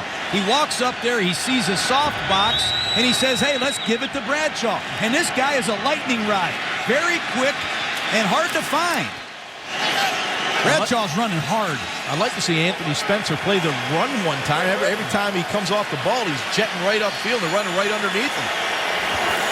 Pressure on Manning, who throws it up for Steve Smith. He's got it. Giant touchdown. Eli Manning's on fire. He read that all-out blitz, saw it from the very beginning and knew exactly where to go. There's the matchup you wanted all night, Jaws. Steve Smith versus Orlando Scandrick. But Eli read it easy, showed great poise in the pocket, and delivered a strike. Very reminiscent of his touchdown pass in the Super Bowl to Plaxico Burress. The all-out blitz by the Patriots. Right there, the Cowboys came with an all-out blitz, ran just a quick little stick to the inside, and Eli just threw it over the top. Back up Sage Rosenfeld, the new holder for Lawrence Tynes, and the Giants take the lead. And we speak of the steadiness of Tom Coughlin. Same is true of the unruffled Eli Manning. 2 picks the first 2 drives, comes back and throws 3 touchdown passes. These guys have been at it a long time, but it's an all-out blitz. They're coming after Eli, and he just stands in there and trusts his veterans to pick this up. He knew he had one guy to beat, and he just made a fadeaway throw right there, Josh. Watch him turn his body as he throws this football. That's a no-look pass that is really hard to do. No one in the middle of the field, you can do that. That's the anticipation you have to have. And I love the fact that Eli threw from a unique platform. You're not always going to get that pretty cushion in the pocket and step, deliver the ball, pressure in his face, kind of flicked it a little sidearm, put some air under it, and let his receiver, Steve Smith, go get it. I call these guys Jet Blue after the airlines. You know, when you have guys like Steve Smith and Hakeem Nicks, and we haven't even talked about Manningham yet, Mike. These are 3 of the best young receivers in football. You like that nickname, guys? Jet Blue? Look at Steve we like Smith. it, John. 5 for 75. Hakeem already has 5 for 63 and 2 scores. And don't forget about my friend Manningham. He's fast, and he's averaging over 16 yards a catch. But, hey, these 3 young guys have really come to life with Eli Manning in the last year. You know, the Jets and Giants play in the same stadium. Is that the whole thing you're working on there? It's terrific. That's great. Kwasi Owusu-Ansah, no kick return. Dallas takes over the 20. We have Toyota halftime show coming up with Chris Berman, Chris Mortensen, Adam Schefter. Boomer takes you through yesterday's best stuff with the fastest 3 minutes. Things do not sound promising regarding the ankle injury with Brett Favre. Morton, Adam dive into that. An update on Reggie Bush and his status going forward. As we saw him knocked out when we were in San Francisco for the Monday Nighter Week 2. See if Reggie comes back for the Steelers on Sunday night. Meantime, with all of this, there's been really no word from the Cowboys officially other than Romo having the left shoulder checked. And they continue to be very quiet about any progress updates with Romo as Kittner remains in. He has not come back out, Tony. Felix Jones with Roy Williams blocking on the edge at a 17-yard aggressive tackle by Terrell Thomas. Dallas will take a timeout. What a tackle by Terrell Thomas. Fought off the block, and here's Felix Jones. He has outstanding speed. Here it goes inside, but if the speed gets him to the outside, he turns on the jets right there. But Terrell Thomas, that's an outstanding form tackle right there. Wrap him up, bring your arms, and drive him into the ground. Wow, that's lock, lift, and drive right there. You don't see many corners getting that type of a tackle in the open field. Nice play, Terrell.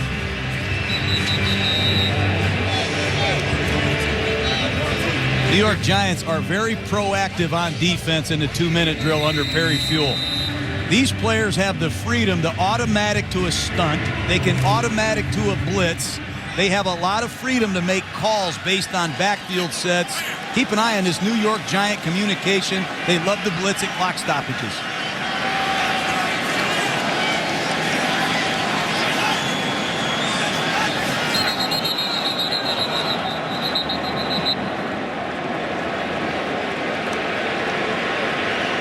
Ball start. Number 82, offense, 5-yard penalty. First down. On Jason Witten, you think of John Kittner in there, guys, and we talked about his veteran experience, how it's been 2 years since he's taken a snap in a meaningful game. He's got a long pedigree of playing. Go back to Seattle. He was an undrafted player when the Seahawks signed him. He had 4 years as a starter there, essentially. In Cincinnati, beat out Scott Mitchell for a stretch, and they got the seat warm and ready before Carson Palmer took over after a year to watch. It's a guy who's been through a lot in the league, but it's been a while. Felix Jones and Terrell Roll brings him down 39-yard line. But Mike, specifically out of practice, I watched John Kittner because we've been seeing a lot of quarterbacks go down as of late. Starters and backups are playing. And the one thing I noticed, he still has the good, strong arm. A live arm. He can still spin it. Witten's got it. To the 44, the ball came out. Deion Grant recovered it, but you heard a whistle there to call the play dead as Grant returns it into Cowboy territory. You heard the whistle, doesn't necessarily mean it's not a fumble.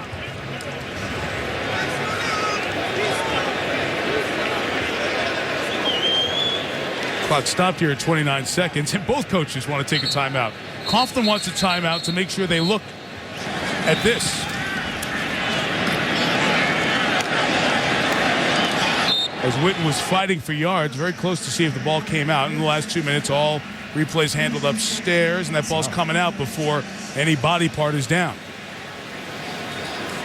Well, that ball is clearly out. The Cowboys might regret taking a timeout here. Well, the Giants did. Both were calling timeouts, and Coughlin was doing it for the express purpose of trying to get a forced review upstairs. The whistle did blow the play dead. The whistle blew. Just the ball was coming out. They're down by contact, and remember the controversy yesterday with Pittsburgh and Miami. Did not have a clear recovery via replay, so that could not have been given to Miami, even though Channing Crowder of the Dolphins came out of the pile with it. In this case, and Miami fans, you see the rule, the other side of it, you do have a clear recovery by the Giants' Deion Grant. But there's Tom Coughlin. He's assuming he's going to get the ball back, and he's talking to Eli Manning, previewing the situation. Hey, Eli, we have 29 seconds. We have 3 timeouts left, 2 timeouts left now. We have plenty of time to get into reasonable field goal position. Tom Coughlin thinks he's won this challenge.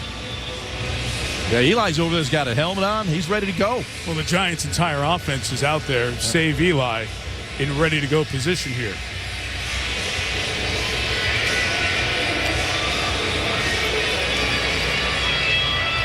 But just minutes ago, this was a 20-7 game. Des Bryant is dancing in the end zone, and all of a sudden, it is deathly quiet in here, Jaws.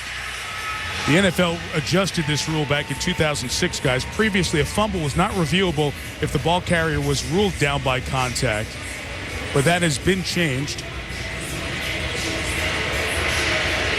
Meantime, as they look at that, we have word that Tony Romo's injury is a fractured left clavicle, and he will not return, obviously. Fractured left clavicle. That's the injury report just from the Cowboys on Tony Romo. So that is as bad as you can expect news-wise for Dallas fans. Here's the hit. Michael Boley with it. Well, it's just an unblocked blitz. The Cowboys blow a protection. Young fullback Chris Gronkowski didn't see his linebacker, and Romo paid a price for it. This is a crushing blow to the Dallas Cowboys. Awful, awful injury. Short and long term. Now, if the Giants are awarded the ball here, back to this at the moment situation, they'll be awarded the ball at the spot where Deion Grant recovers. Because it's down by contact, you get the ball at the spot of the recovery of the After fumble. reviewing the play, the ball did come loose. It is a fumble. New York did recover the ball. Therefore, it will be 1st and 10. New York is not charged with the timeout since the clock would have stopped prior to the timeout. So, John, so they do get the 3 timeouts. They get the third one back because, as he said, giving the ball up, it's a change of possession. So, as you said, John, about 20 minutes ago, things could not have been better for the Cowboys, and how they have spiraled. And this 1-4 Cowboys season is really on the ropes now. And the Giants, with Eli Manning, this experienced offense, I'm sure going to call 2 plays in the huddle. And Eli's going to use that dummy snap count, Ron, and he's going to get a good look at the secondary. You see Jenkins back in at one corner. Newman is back in at the other. Don't be surprised if they hand the ball once to Ahmad Bradshaw, who's been very effective running the football. They've run the ball for over 100 yards already. Yeah, I think, you get in field goal position first, and then you take your shots. So the same type of situation as we had, as we mentioned, with the Pittsburgh-Miami play, except the clear recovery via replay does allow the Giants to get the ball and a chance to add to their lead as Manning is hit as he throws sideline. Manningham able to catch it at the 31. Boy, what a combination. Eli Manning under duress, anticipated, had to throw this ball early. So he took something off it, and look at the toe dance by Manningham on the sideline. Just terrific. From the 31, Cowboys running around. With timeouts, they can run. Bradshaw only gains 2 yards. Giants will take a timeout with 25 seconds remaining. Well, big news continues here. You know, Tony Romo is a guy who grew up idolizing Brett Favre growing up in Wisconsin. Romo gets hurt here. We saw last night Brett Favre getting injured at Lambeau against the Packers. Stayed in the game. Nearly had a great comeback. Percy Harvin couldn't keep it in the back of the end zone. And when you see something happen like this to Romo, you're reminded of how amazing Favre's streak has been, and will it continue is now the next question. Yeah, this looked very bad. You know, Favre was struggling, after that hit. You see coming off the field after the game. For one of the few times you see Brett Favre, he looked wounded. Normally this guy is a warrior. He didn't look right to me. And I've been watching for 20 years, so something may be up.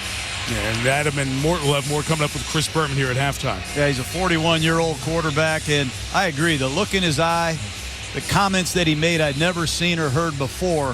I think Brett Favre's going to be idle for a while. Well, the more from the guys coming up here on the Toyota Halftime Show, and certainly throughout the week as Minnesota gets set to play New England. 2nd and 8, Giants have 2 timeouts. Eli throws to Steve Smith, inbounds. Giants will take another timeout. But the ball caught at 25 and 18 seconds remaining. The New York Giants love trips formation.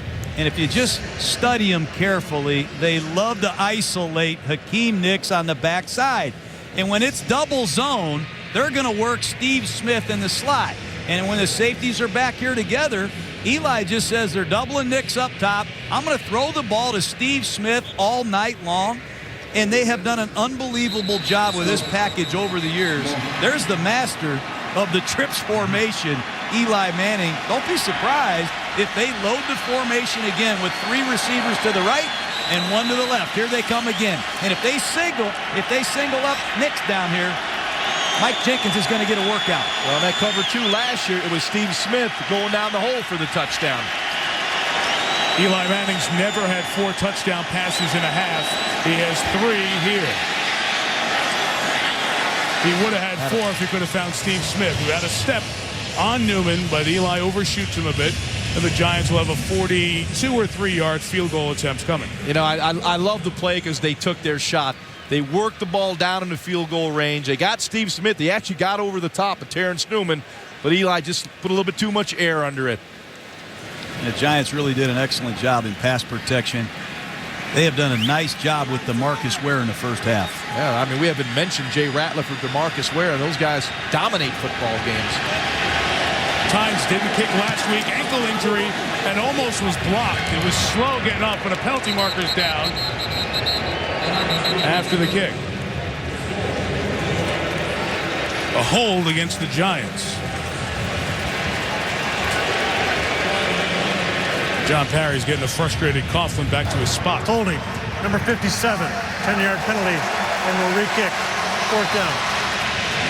Well, that's a penalty you don't see very often. And Chase Blackburn can't believe it either. Dallas had a good rush up the middle and off the edge as well. I mentioned Tynes did not kick last week.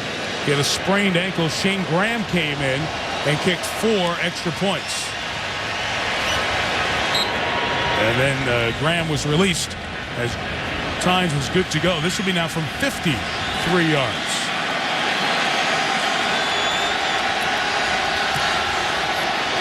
Wow.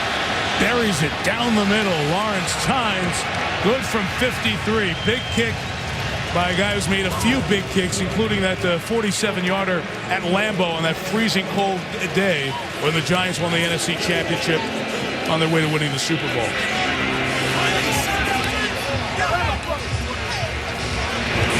So Eli's team up 24-20, and we will see Peyton's team next Monday night in Indianapolis as the Houston Texans come calling on the Colts. Arian Foster and his good rushing attack with Houston coming up on Monday Night Football next week. On our Monday Night Football bus, John, you had a chance to visit with Eli and ask him a very interesting question. Which of these quarterbacks should I take? I got this guy right here, Eli Manning, or would I take this guy here, Peyton Manning? Which one of these guys do I want? Well, I think you got 2 pretty good choices, but I think you go with me, Coach. You know, Peyton's he's getting up there. He's getting up there in age. He's a good player. You know, he's still playing at a high level and playing great. But I got you. You know, I'm happy. I'll take care of you. He's getting up there a little, huh? Oh, man, you got a younger brother. Look at this guy. I mean, you would never know. He threw 2 interceptions. Right. A lot of guys become basket cases like me. He just stands in there. Amnesia. You have to have it as a quarterback. That's an attribute. Well, Tynes, 53-yard field goal, the longest of his career. Kept the ball inbounds there as we go to the half. 17 points in the last 4:20 of the second quarter has given the Giants a 24-20 lead. We run through the sports bar for the Toyota Halftime Show and Boomer. Where else would we want to be, Mike, than a sports bar for sure. Thank you very much. And boy, a 44-point half between the Giants and the Cowboys. 2 picks. Eli comes back and throws 3. Romo, here we got all sorts of excitement and action. Glad you're enjoying it. Quite a week in Big D. Monday Night Football tonight. Their first ever World Series this week. Both against the Giants. Big news tonight. Tony Romo, broken left collarbone. The recovery time for an injury like that is generally 8 to 10 weeks. Boom, John Kitna is now looming large for the Cowboys. Yep, and thank you, fellas. And he hadn't started for a couple of years. Certainly did. Had some success a long while ago with Mike Holmgren in Seattle. That would be a while ago. Eli Manning, some success 3 times, throwing touchdown passes. Giants lead 24-20 back at 30 seconds. Monday Night Football. An epic conflict among rivals where the mighty collide. The Cowboys proved they can play. The Giants have shown they have the right to stand tall. The Empire State versus the Lone Star State on Monday Night Football. The confrontation continues. And the complexion of the game and the pressure on the Cowboys has changed in perspective with the injury that will knock Tony Romo out of the game, plus a left clavicle injury for Tony Romo, and here he is on the sideline trying to rally the Cowboys here as we get started for the third quarter. Mike Tirico, Ron Jaworski, John Gruden. During half, I got on the phone with someone who's one of the best respected orthopedic people in the country, and she was able to tell me that the clavicle injury that Romo has, what we'll need to hear as we hear tomorrow after the game is where it happened. The closer to the shoulder is, the less injury time he'll miss. The more it is up this way, away from the shoulder, that you're talking maybe it has to be plated and a longer. Jaws, this is an injury similar to one you had during your playing days. Yeah, and again, it's the extreme. You know, I had it way back in my second year in the NFL, and I recovered from it, but it's a tough injury to come back from. However, I'm excited for Jon Kitna. You know, if he embraces this opportunity, what he does becomes legendary. This is the most talent this guy's ever had a chance to play with, and he's not, mopping up. He's now the starting quarterback for the Cowboys. Third quarter underway. Des Bryant went back to get the kick, and he took it from about 8 yards deep, faked a reverse, and didn't even bring it out to the 10. There's more on Romo with Susie Colbert. And Mike, most of Tony Romo's teammates didn't know that he had suffered a fractured clavicle until they went in at halftime. Wade Phillips told me his message was simple. We have to be ready to play. We know Jon Kitna is ready to play. And I asked Jason Garrett, the offensive coordinator, what is the mood of the team now? He said the mood now is go get it. They are ready to go. All right, Suze, thank you. There is the injury that happened in the first half. Michael Bully hitting him, clean shot, untouched as he came through the middle. Romo over there now getting fitted with an earpiece so he can listen to the plays being sent in to the 38-year-old Jon Kitna. Felix Jones is the back. After the failed fake attempt from the 10, the pass by Kitna is deflected by Justin Tuck and incomplete. Once again, in the Cowboys' first half, they had 3 critical errors. Critical, Ron. And the first one, Chris Gronkowski just blows a pickup, and Boley comes through clean and knocks Tony Romo out. The second one, the Cowboys can't get lined up. They don't have the proper personnel on the field, and Eli Manning sees Hakeem Nicks one-on-one with a safety. Gerald sends the ball. That cannot happen. And then the third one, right before the end of the half, Pro Bowl tight end Jason Witten fumbles the football. Giants capitalize. Felix Jones with a run. Very little offense for Dallas here. Just a gain of a couple of yards with Umenyiora and Boley making the tackle. You know, Mike, now it's on the other players. Not only the quarterback, Jon Kitna. Now it's time for the other players to pick up their game. Their leader is now out. Who knows for how long. But now it's the guys up front. When you look at them, the Doug Freeze, the Montre Holland, the Andrew Garrard. These guys got to start picking it up and playing. They got to start running the ball better. Receivers got to make plays. It's not only about the quarterback. Well, they better convert a third down because they haven't tonight.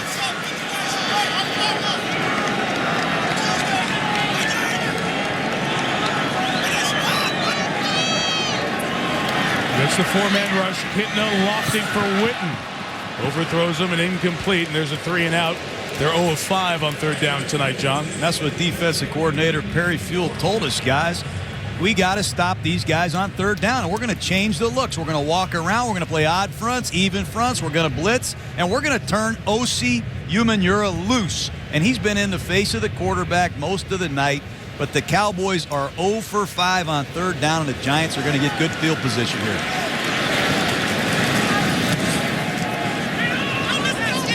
Pat McBriar's kick, only 42 yards. Renaud took it on the run. And Scott Chandler came down, had a hand on him, a couple of yards lost in the return.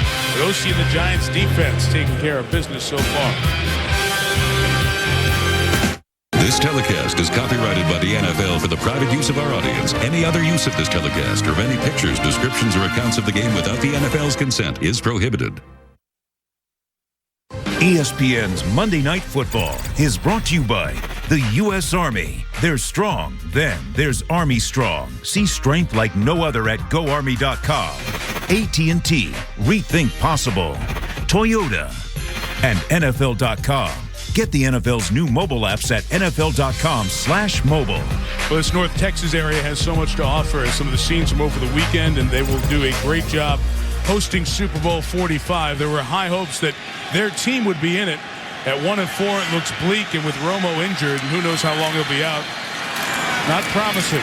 Ahmad Bradshaw starts the Giants' second half with a 5-yard first down run.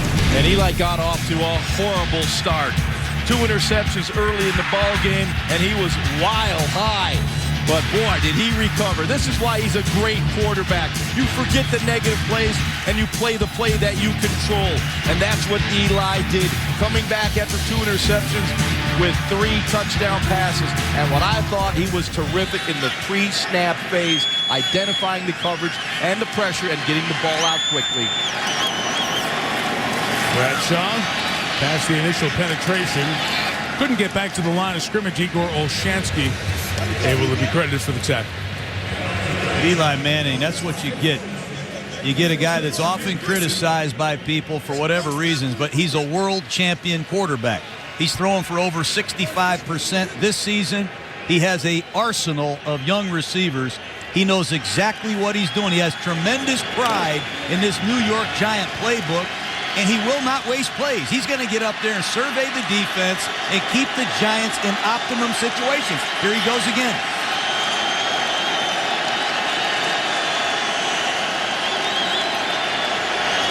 Third and 4. DeMarcus Ware off the edge, just missed the ball. And the pass is caught by Ramses Barton downfield for a first down. Ware's patented move to force fumble, just couldn't get it to Manning as he was throwing. And the Giants just come after you with waves of wide receivers. Now it's Ramses Barton. But Eli at the line of scrimmage, it's always about working, identifying the protection schemes. Now he's going to take a shot down the field, so protection becomes paramount. Now you see him bringing in the wide receiver a little motion. Look at the focus. The minute he caught the ball, look at the eyes locate downfield where he wanted to go with the football. Incredible focus by Eli Manning. Barton's other catches against Houston. Now he's got one against Dallas, and Bradshaw has 1.5 yards. And this Dallas Cowboy defense came in here as one of the top 5 units in football. They've given up over 300 yards, and the third quarter's just started. This is a critical gut check for the Cowboy defense. It's a veteran-laden team, and they have got to carry the torch right now with their starting quarterback on the sideline. There goes Ratliff back into the lineup. This is when you find out about your football team. You're under duress right now. This defense has to start making some plays.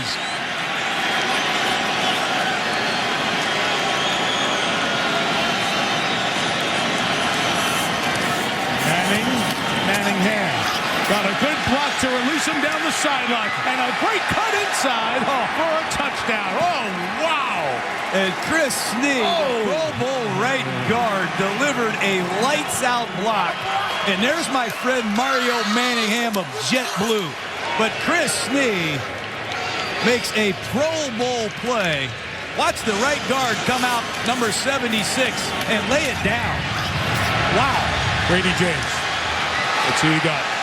Once again, outstanding design by Kevin Gilbride. A little motion by Manningham to soften the corner so you get the quick pass out to Manningham. And now that offensive line shows their athleticism on those kickout blocks. Tynes hits the extra point for the 4th time in Eli's career. He's thrown 4 touchdown passes.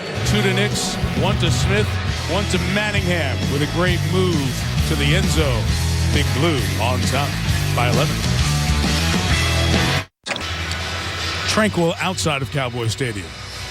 Quiet and tense inside. Their team's in trouble. 1-4 and down 11. They're a veteran bunch and have not responded on defense. And the Giants' veteran bunch. Guys have been together, understand the little things, the communication with a quarterback and a center who can get everybody in line right away. I'm going to show you here how a veteran team works together for a touchdown in a second. A lot of moving parts going in the right way. Akwasi Owusu-Ansah won't take it back. Dallas ball at the 20. Show and tell, Coach. Well, once again, Eli Manning gets out early. He's going to bring Manningham across in motion. He's going to see the defense unfold. He's going to see the man-to-man coverage. He's going to know I have a play up here one-on-one on a quick screen to Mario Manningham. But he uses a lot of this pre-snap as an opportunity to get him a look at the defense. But how about those blocks by Kevin Boss and Chris Snee? Oh, gee. Look at Eli Manning. He knows exactly where to go with the football. Great execution by that New York Giant offensive football team. Look at those guys. The O-line's been together a long time, as you mentioned earlier, the group that won the Super Bowl. Down 11. The backup quarterback, Kitna, to Felix Jones. Eluded the tackle by Boley and back to the line of scrimmage. Cowboys better snap out of this offensively. They've been very conservative since Kitna's come in the game. Screens, draws, and that's been about it for John Kitna. You see Jason Garrett there. He is backed up as a quarterback with both the Cowboys and the Giants, familiar with both sides of this rivalry. And the last thing I asked Jason before he left the Cowboys facility Saturday is, hey, John Kitna hasn't played in 2 years. What do you do if you ever have to go to him? And he said, I use my experience as a backup quarterback of how I try to approach it with John.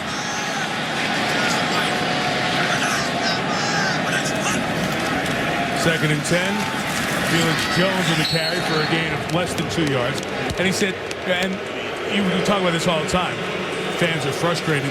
You rep your starting quarterback so often now, especially when you're going to face a good defense, so your backup doesn't get a lot of reps. He said, I can't go with my game plan.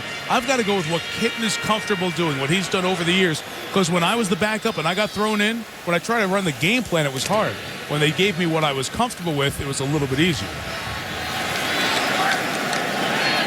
You can see even on that play, that's a Romo play. Show the pass and the draw. It didn't look anything like it looks when Tony fakes it and hands it off. Well, they better pass protect right here because the Giants are going to come after him. Kitna throws, not even close to Des Bryant. I've been here before, Mike. When you get an injury to your quarterback, it's tough. You can say what you want. You can do what your backup quarterback is comfortable with, but the problem is that's not necessarily what the play caller and the offensive football team are comfortable with. Right now, the Cowboys have made no signs of even making first down in the last 3 possessions. Well, John, the quarterback's not hurt on defense. They can't stop the Giants right now. Plus 3 straight 3-and-outs. Been a lot of them tonight. There we go, Matty! That kick is 62 yards by McBride. Big catch. Reynaud returns it just shy of the 30-yard line. Well, you heard the fans booing. They're frustrated. And when the ball's not even close, so is the coach. Man, 1-5. What in the world is going on in Wade's world? Not just outside, but inside. Spectacular art to go with the architecture of Cowboys Stadium. That's coming here. Artwork by Franz Ackerman. Line of play. Another bit of artwork on the interior of the stadium. Matthew Ritchie's the artist on that. 2 Minds, very unique pattern that helps decorate the concourse. Terry Haggerty did that. Starfield, Teresita Fernandez creation. Just some of the inside work inside this stadium. Jerry Jones is so proud of Cowboys Stadium, which opened last year against the Giants to a record 105,000 tickets distributed, a regular season record. And his son, Steven, who's the chief operating officer, Jerry Jr., who's the executive VP of Chief Sales and Marketing, and Charlotte Anderson. Especially Charlotte has had a lot of work involved with the way this stadium looks beyond the playing field. It really is the finest sporting facility that I've ever been in. It really is. It's one of a kind. It's spectacular, to say the least. Host the Super Bowl here, of course. In February, Akeem Nicks stopped by Terrence Newman. Well done there as JetBlue is held on the launching pad for a brief moment. Well, that's kind of like JetBlue Airlines. I told you about these guys in the preseason. Take a look at Akeem Nicks. You want to fly? Throw it to him. This guy's going to be something. And then there's Steve Smith, last year Pro Bowl receiver, off to another great start. And then there's my friend Mario Manningham out of Michigan, one of the better yard after the catch young wideouts in the game. JetBlue Airlines. They can throw the ball and live in the air here if they need to. Well, you're working for an endorsement tonight, aren't you? Yeah, out of here. Maybe they'll get you out of here. 3rd and 5. See if Dallas can make a play on defense. Pressure is picked up by Bradshaw. And releasing his Nicks. Holds it like a Nerf ball in that big hand. Size 4 XL gloves. Huge hands. First down, Akeem Nicks. Well, these are hard formations, Mike, to play man-to-man coverage against. Good call by Kevin Gilbride. Tight slot formation here, tight slot formation here, and a lot of crossing routes. Natural pick play right here. And off Akeem Nicks goes. Watch the stiff arm. I just wish Nicks would take better care of the ball. He carries it like a loaf of bread, but this is an uncontested, easy 3rd down conversion. And the Giants' offensive line once again giving Eli plenty of time. Manning is at 17 of his last 20. 18 of his last 21. Nix with the grab over at the 40-yard line. Talk about those gloves. When he was playing at North Carolina in his college days, they had to special order the gloves, size 4XL. And that's one of the reasons he can walk around holding the football, Jaws, the way you ran it on that first down before. Yeah, John gets nervous about that trivial stuff like that. Only kid, that is important. But, man, this guy. I'll tell you, Jaws, they've run about five-yard hitches now, that isolation hitch. And you know what's coming. You know the hitch and go's coming correct. pretty quick.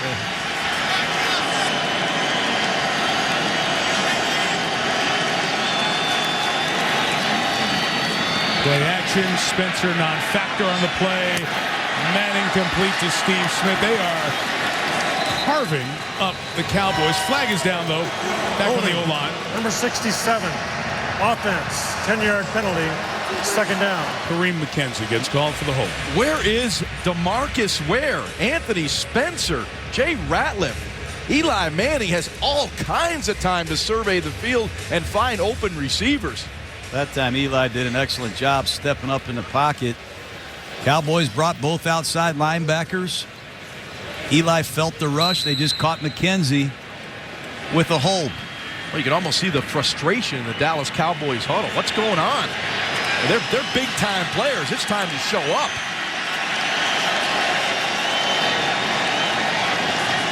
Jerome Sensabaugh is on the sideline. He's putting a contact lens back in, so the starting safety is out for the moment. Barry Church, the rookie out of Toledo, is in his stead.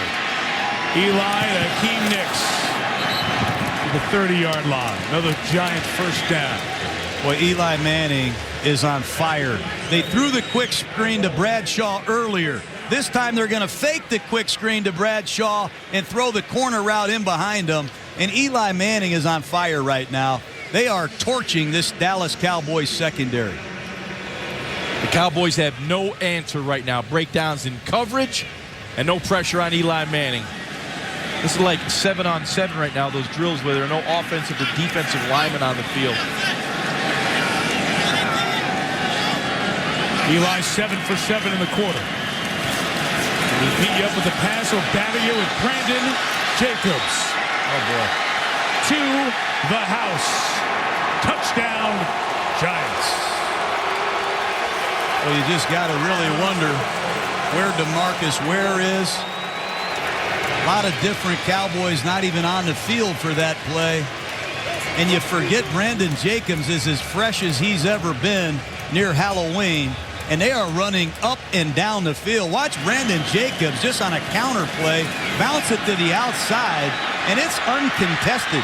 And Alan Ball, the safety, that was a business decision there, Jaws. Yeah, no question about it. You know, Rich Siebert got out on the edge, sealed that edge, and once Jacobs got to the outside, no one wanted to tackle him. On the last 5 possessions, the Giants have 4 touchdowns and 1 field goal. The Cowboys are being embarrassed now.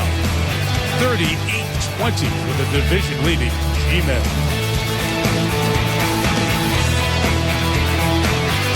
ABC Wednesday, you'll die laughing. No, son of a...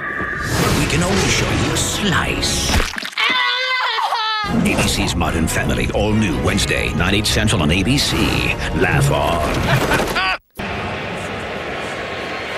What domination here. The Cowboys have run 28 plays for 78 yards in this game.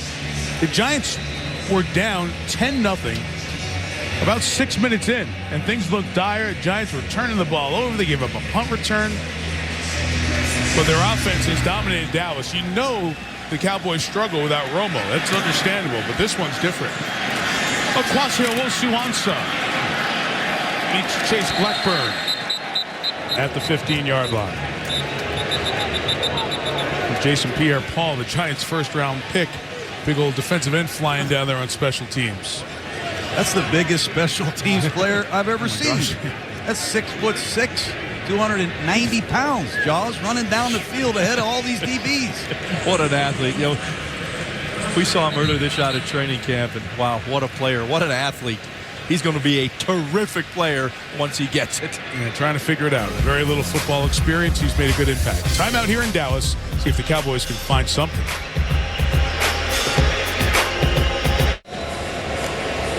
First division game for the Giants. They're fixing to go 5-2, barring a big collapse here. Dallas, the other end, could be going 1-5 if they don't have a massive turnaround. Backup quarterback in, down 18, a third of the game left. John Kitna through the hands of Des Bryant, and incomplete. Susie Colbert. And Mike, to add to the injury woes for the Cowboys, we know that left guard Kyle Kozer out tonight. His backup, Montre Holland, is now out as well with a groin strain. And that brings Phil Costa in, Suze. He's a rookie free agent out of Maryland. Played mostly guard at Maryland. Checked him out at center prior to the season. 67, Phil Costa.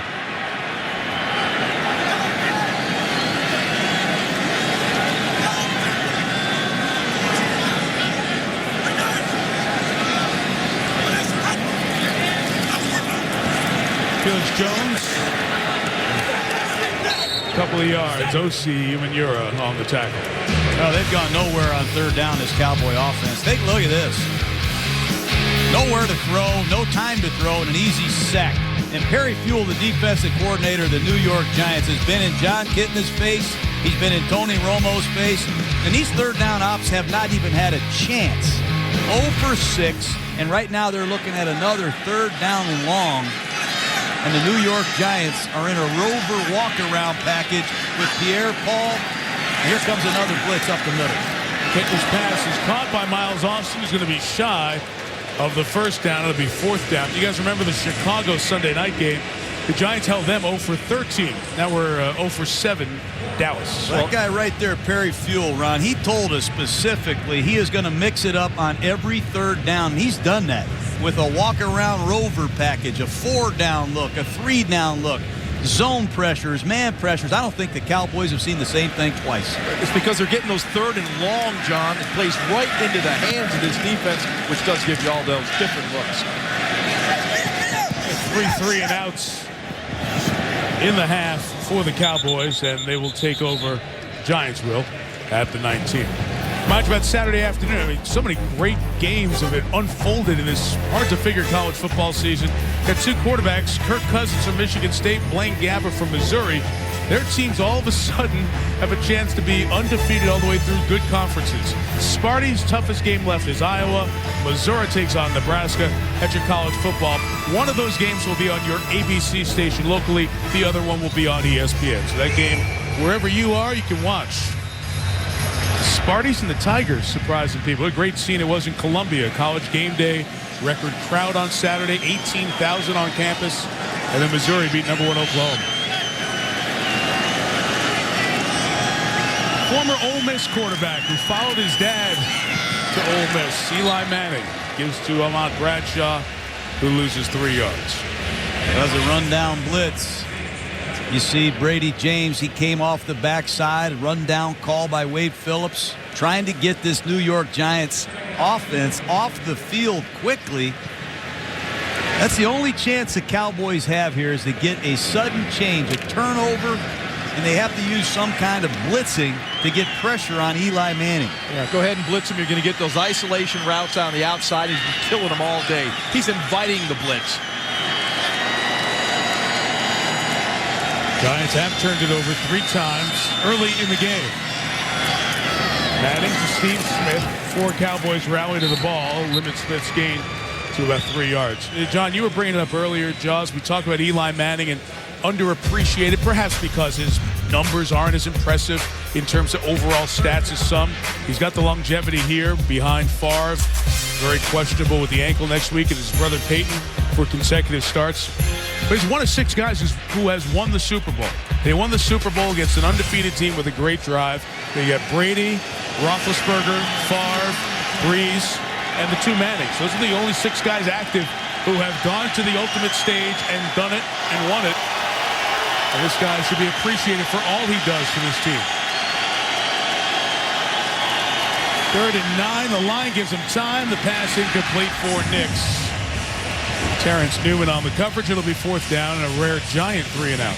You know, one thing about Eli, he doesn't care about all those stats. At the end of the day, you're going to be judged on, not touchdown passes and all those things. You're going to be judged on getting your team in the end zone. You're going to be judged on winning.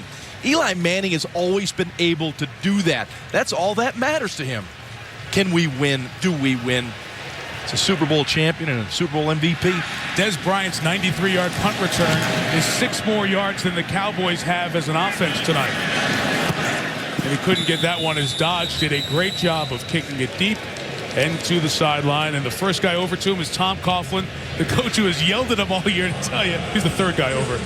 Tell the rookie, good job. Well done. You know what I like about Eli Manning, and a lot of people don't see this, he might be one of the best coaches in the league. As soon as he and Hakeem Nicks aren't on the same page, he goes right over to his young receiver, and he makes the correction. But he has spent countless hours with these young guys on his own time, and he's helped their development as much as anything. And you can't find guys like this. The work ethic, the behind-the-scenes hard work that has really made him a great quarterback. And all the time he spent with his center, Sean O'Hara, getting on the same page as far as making all those calls. That battery has to work together. Susie reports from the sideline, Doug Free had a couple of trainers working on his thumb through that entire last Giants series. Kitna's pass incomplete. The fans are booing as Dallas's offense has been unimaginative and stalled without their quarterback. John, how much does a backup quarterback get in terms of practice? How much would Romo have let Kitna take snaps with the #1 offense this week?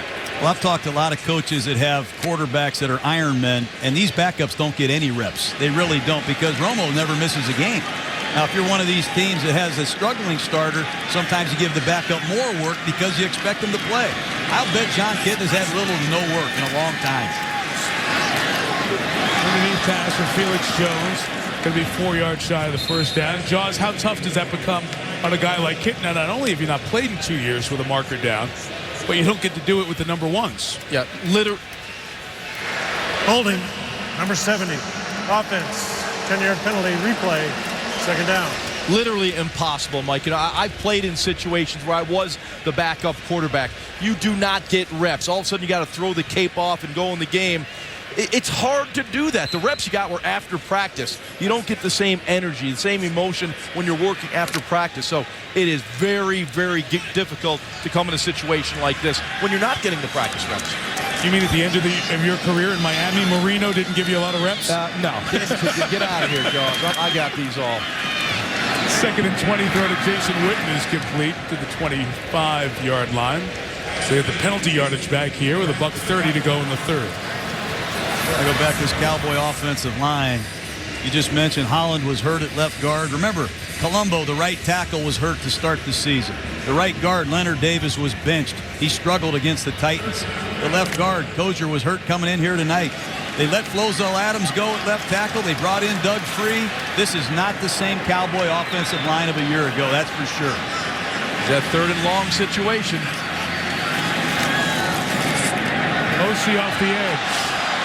Couldn't get to Kitna, but Boley does. Osi went for that patented strip move and almost got there. Yeah, Osi, I mean, he could come off the edge. He's almost impossible when he gets out in that wide technique. He fakes the inside move. Watch him, he gets to Kitna. He didn't go for the sack. He goes for the football, tried to swipe it away and create that turnover. That's his patented move right there, creating the fumble.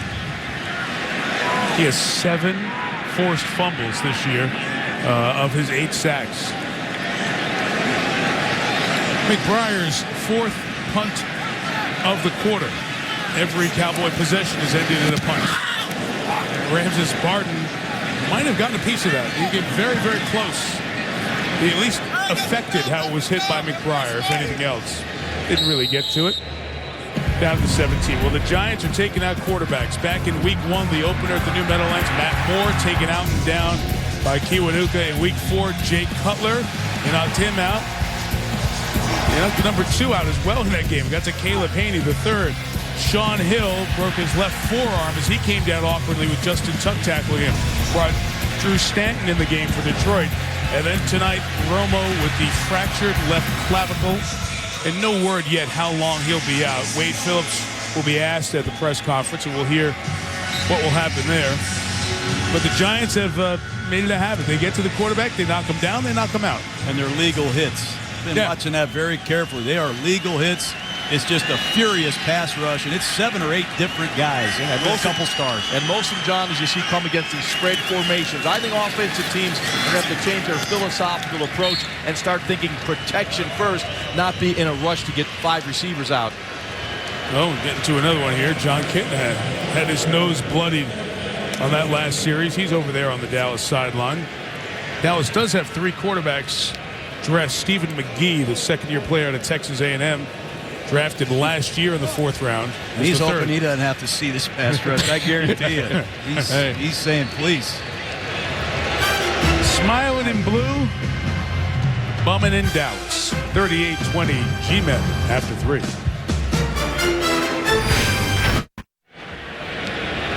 Quarter number 4 here at Cowboys Stadium in Arlington with John Gruden, Ron Jaworski, Susie Culver on the sideline.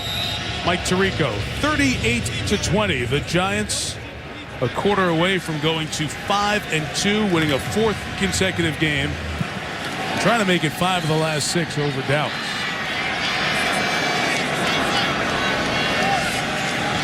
Giants sweeping the series against the Cowboys last year. 2nd and 9. Manning's throw to Steve Smith is caught at the 32-yard line. Alan Ball with the hit. Yeah, one thing about Eli, the guy's just such a professional. He's looking right. You'll see him set up here. He knows what he got backside. Little dig route from Steve Smith. That's just outstanding eye manipulation. Looks off to the right because he knows he's going to come back left. Yeah, but where's the pass rush? I mean, where's the juice on this Cowboy defense? They've given up 425 yards. They have enough good players to generate some heat.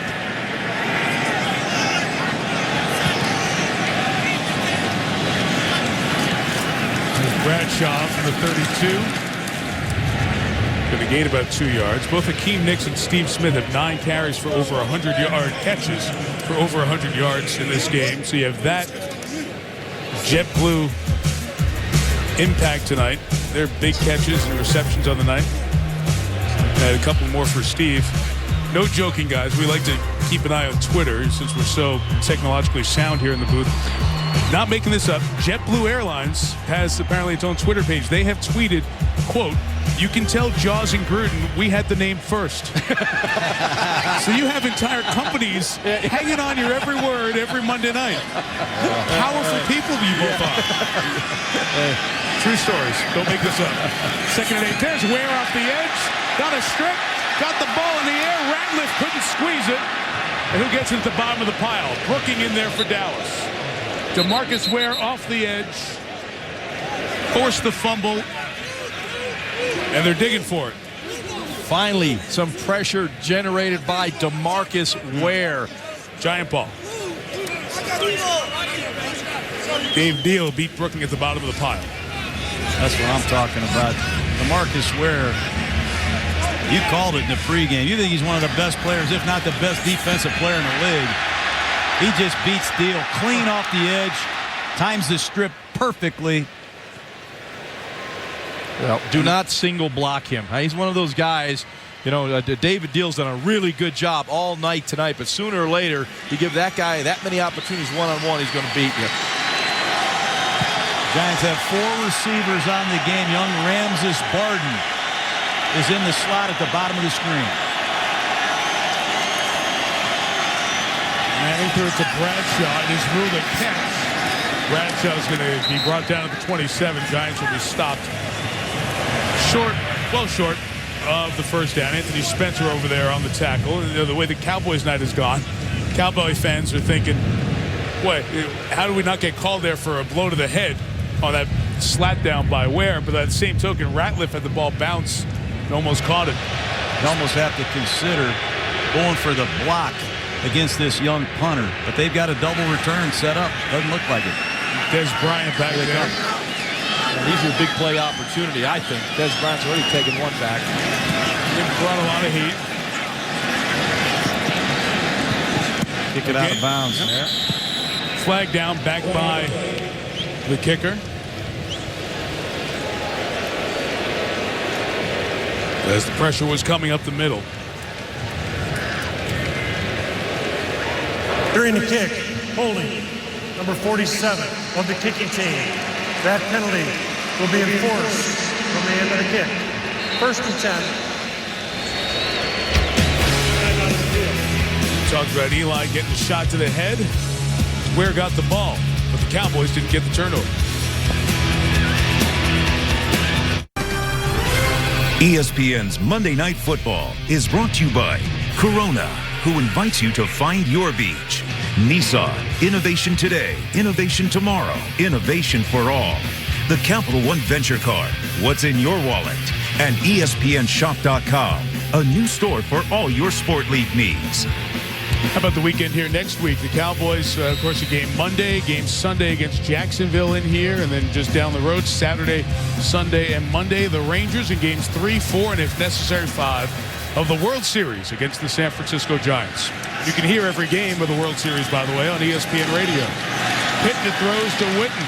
10-yard first down. It's Giant territory again at the 48-yard line. And a flag on the back end. Well, you had a big pile up, and it looks like Garrod was chipping at the pile. I don't want to be presumptuous, but it's kind of what it looked like. Well, these two teams can't stand each other. They made that perfectly honest. Let's go. Back up. Let's go. Back up. After the play, personal foul, unnecessary roughness. Dallas, number 65. The result of the play was a first down. 15-yard penalty. 1st and 10, Dallas. Let's take a look at it. They're holding the tight end up. They're getting 5 Giants on the tackle, and Garrod makes a hustle play. You know, that bothered me a lot. I always coached our linemen to rush to the pile and peel some of these defenders off the pile, Ron. They're holding your tight end up. They're holding your receivers up, stripping the ball and gang tackling. And you have a right as an offensive player to play through the whistle. Did you say to the whistle or through the whistle? Well, sometimes you don't hear. All right. Cowboys had their first down of the half. Became minus 4 yards. They go back to Witten. He gets 9. You have the gain, then the penalty. This is what John Kitna needs to do. He's going to go into no huddle, speed this game up, try to reduce some of the things the Giants can do, but watch the New York Giant defense communicate. They do a nice job applying pressure even in a 2-minute situation. Human pressuring, got rid of it to Felix Jones. Gets to the first down line. He's brought down by Antrell Roll. You know what I like with the Giants? When they go with that pass rushing package, the NASCAR, the speed package, they bring in great defensive linemen. And Matthias Kiwanuka is out of the lineup for them for a while with his disc injury. You're rushing there. Yeah, look how quick OC is. I mean, it's a screen set up. The screen doesn't even get set up because Kitna has to get rid of the ball so quick because Humaniura's in his face. Now they're going to try the other side. They're going after Colombo now. Come down below. You got the single isolation route. There you go. Today's Bryant on the slant in, caught by the rookie at Oklahoma State, out of Oklahoma State. Ruled he went down. They thought he stayed up on his feet and didn't get a knee touching down. He's whistled at the 33-yard line. Gain of 19. To look at it. Let's isolate Des Bryant here. He's going to run a square in, snatch the ball. You know, on the big screen, doesn't look like he came down, guys. His left knee might have hit. Yeah, left knee did. You think so? Let's see. Let's see, right? There. Nope. Is his elbow down, though? That's a... Elbow, his forearm's down. That would be a body part. He's down there. That's a body part. The fans here might not know the rule. Hand is allowed. Forearm is a body part. It's considered down. Miles Austin up the middle to the 16. Little energy right now from the Cowboys. John Kitna is hustling him, moving him, getting the ball out of his hand quickly, not allowing that Giant rush to get to him. They got to punch this in. Although it's a 18-point deficit, they could get a field goal here and cut it to a 2-score lead. If you do score a touchdown, you go for 1. Penalty. Left tackle 3 is Ball early. start. Number 68. Offense. 5-yard penalty. First down. You know, sometimes you get into the 2-minute drill and you can move the ball well between the 20s. But when you get into the 20-yard line red zone region, Sometimes you don't have a lot of plays that you can access in the 2-minute drill. This is going to be a good break for John Kitna. He can huddle. He can get a play that he likes at this part of the field. Human Ewing got a great start off the edge behind Roy Williams, who has been notorious for his on-target drops. Passes that are on target he should catch. Has been among the league leaders, or worst, if you will, in that category over the last 3 years. Well, this was an errant throw. You can see this ball, you know, it would have been a great catch. But you got to slow down. I don't know if I'll call that on target. Witten out of bounds near the 6-yard line. Yeah, Roy has not dropped the ball this year. When you talk about passes and holding on to the ball, he's had a terrific year. There's a lot.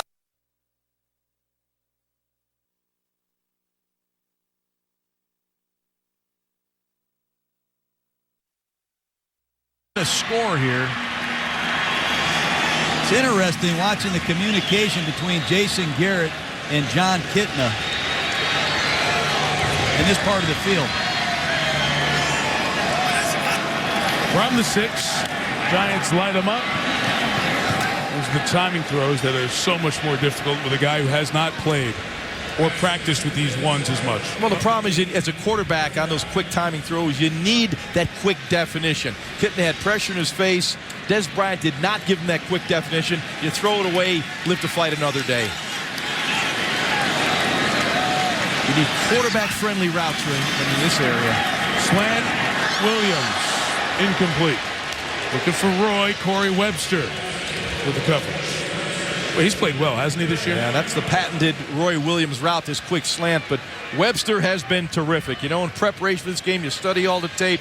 This guy has been outstanding. Teams have targeted him coming into this game 25 times. Only 9 completions against Corey Webster. He's been playing great. 3rd and goal.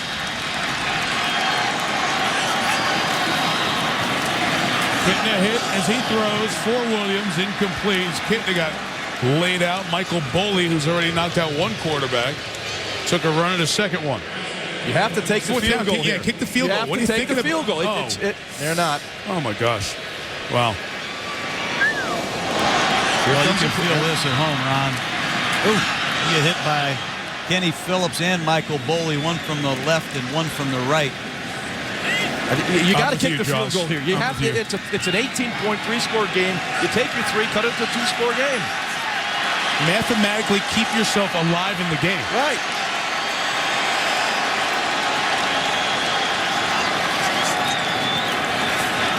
Kidnap, incomplete. The Giants will take over.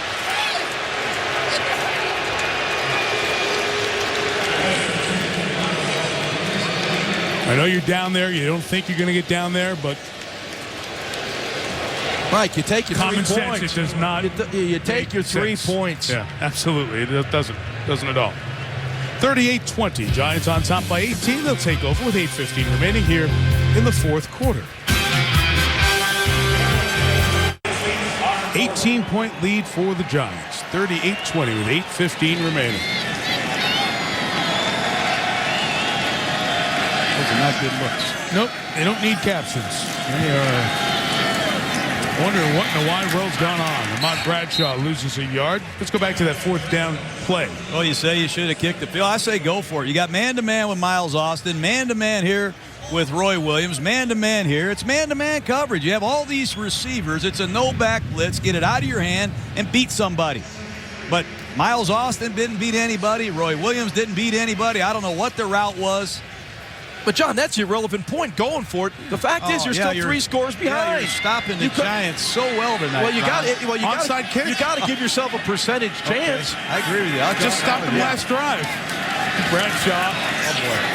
Trying to get on the outside. Ahmad just shy of the 20-yard line. How about this guy, Ahmad Bradshaw? They told us as a rookie out of Marshall, this kid is not drafted. He shows up. He gets in the huddle with all these veterans. You see Soybert right there? Snee, he gets in there, and they call a running play, and he says, yo, block for me, I'm taking this to the house. Right. And they said, shut up, rookie. And you know what he did, Jaws? He took it 71 yards against the Bills.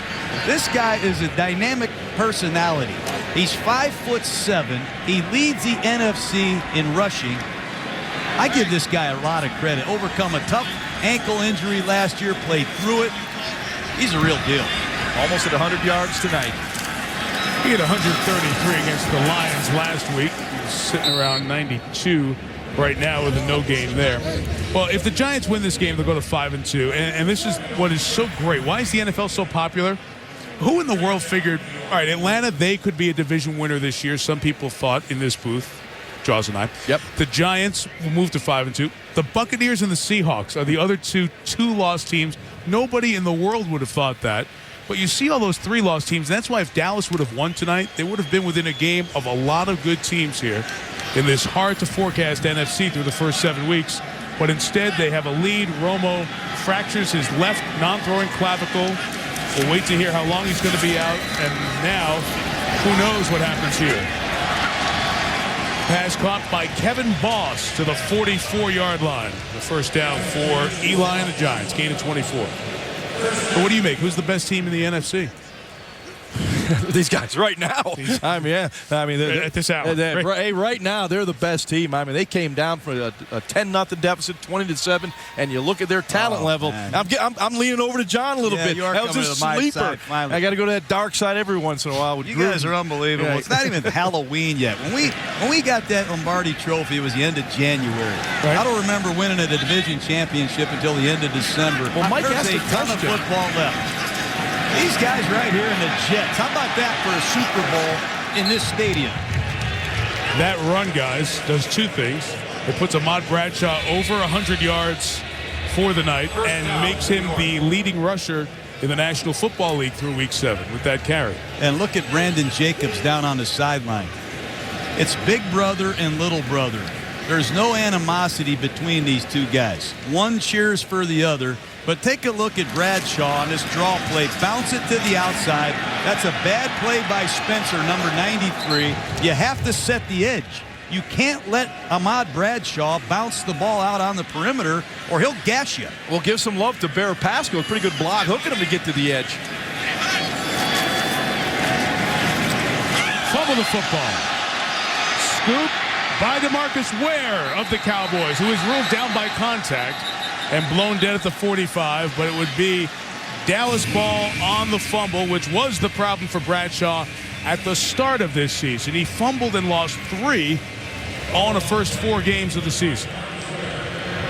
So the Giants, a 4th turnover in the night. And the Cowboys stop them and they have an opportunity to score again.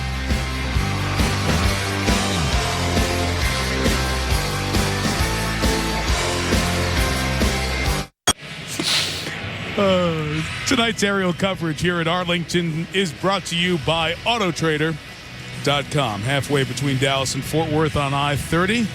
The fans have headed to I-30 trying to get on home in the Metroplex. They didn't see Ahmad Bradshaw's bad mistake there. A fumble up 18. Gives Dallas the ball at the plus 45. Here's Kitna. Over the middle, broken up by Deion Grant. And time for a Sports Center right now with Trey Wingo. Michael, thank you. Tony Romo's streak of 29 straight regular season starts looks like it's coming to a close. Brett Favre's may end at 291. The Viking QB has 2 fractures in his left ankle. Not sure if he'll be able to go Sunday when they take on the Patriots. Meanwhile, Jets cornerback Darrelle Revis says his pulled left hammy is 100% healthy. Coming off the bye, he will be there when they host Green Bay. And I would have kicked the field goal, Mike. Thank you. Glad you're with Thanks. us, Trey. Yeah. Gruden appreciates it as well. Kitna hit from behind. That ball's out. Tuck and Cofield knock it free. And the ball's recovered by Justin Tuck and the Giants.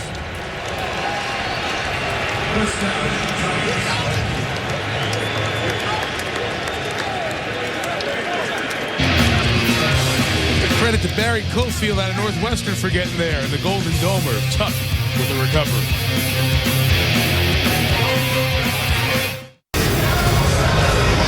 What's up? Stuart Scott with you on SportsCenter after the game. The GMC postgame report, highlights and analysis of this game, plus the latest in the injury to Tony Romo and Brett Favre. We'll have all the latest. Plus, Mike, I would have gone for the special 22-point touchdown. That special long one.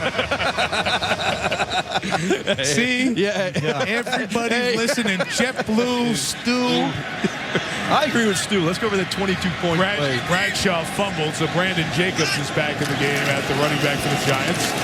It's the one bad thing tonight for Tom Coughlin. His quarterback threw 2 picks. Each of his running backs has fumbled. But his Giants have gotten a good passing game from Eli Manning. His Dallas defense gave up 300 yards passing to a quarterback for the first time since Eli did it when this building opened in the regular season. The opening game of 2009. Eli had over 300 on him. Well, the Giants are doing it with all 3 phases. Yep. Their offensive line intact again with the return of O'Hara. All their receivers, their running game. And this defense looks menacing. How's that for 3 syllables? Very good, John. You know, coming into this game, they were only giving up 4.3 yards per play. That was the best in the NFL, 4.3 per play. And they're better than that tonight. This Giants defense is outstanding. What exactly, Cliff Lee's done a great job for the Rangers. What exactly was Igor Olshansky doing? Doing a dance coming out of the pile on the tackle there as the timeout's taken with 3:31 to go. Peace. Timeout Dallas. Yeah, well, Eli Manning has been very sharp. Here's his touchdown passes. You know, he's going to see the pressure right here. He knows it's coming. Here, he's got to get rid of the football. Outstanding anticipation. And this one here, I love the motion. Great play design to get the soft corner to Manningham. Get the ball in the perimeter. Look at the kick-out blocks from Boss and Snee. And look at the move inside by Manningham.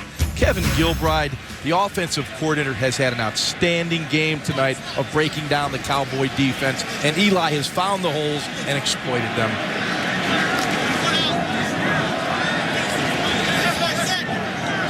Gotta hurry. Confusion there, and Kevin Gilbride, the offensive coordinator, will come over and talk to Eli out of this timeout. You know, it's great to be a New York sports hero and be Mr. October. It's Reggie Jackson's moniker, obviously, from the Yankee days. But October, you don't win championships, but at least you lay foundations to put yourself in position for the second half of the season. And under Eli Manning's leadership and this entire veteran group, but it gets pinned on the quarterback, how about moving to 20-4 with a win here tonight in the month of October? That's impressive. But don't forget, last year, this team was decimated by injuries. They lost Antonio Pierce. They lost a lot of players last season due to injury on defense in particular. And they're healthy right now for the most part, Ron, and they're talented and very, very experienced.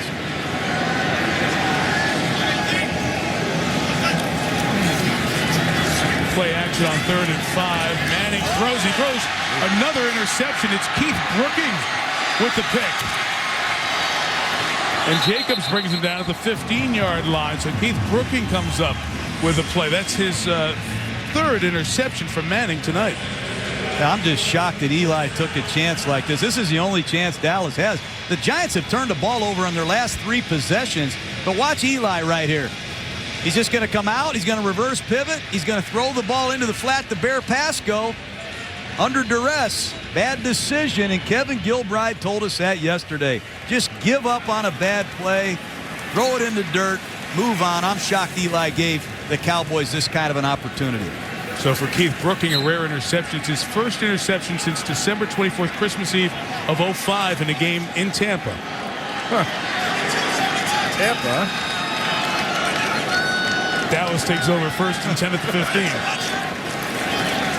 I remember that. And it goes to Des Bryant, does a great job with the stiff arm, and there's a Cowboy touchdown. Wow, if they had that 3 points, this thing would be a 1-score game. Sure would. And the Giants have been very careless. And I'm sure if you look at Tom Coughlin, you're going to see a very upset man. You're right. You're absolutely right about that. Dallas is lining up to go for 2 here. That 2 is a mistake. That's a mistake. They're doing the wrong thing. Here's the touchdown again with Des Bryant. Well, this guy's magnificent after the catch. That's a stiff arm. Des Bryant finds the end zone for the 2nd time. His 2nd is a reception on the season. He had the punt return earlier. Again, if you miss here, then you're down 12 and you need 2 touchdowns. If you kick the extra point, you're down 11 and you need a field goal, a touchdown, and a 2-point. You never go for the 2 until you absolutely need to. Don't go for 2 until you have to. We say it every week.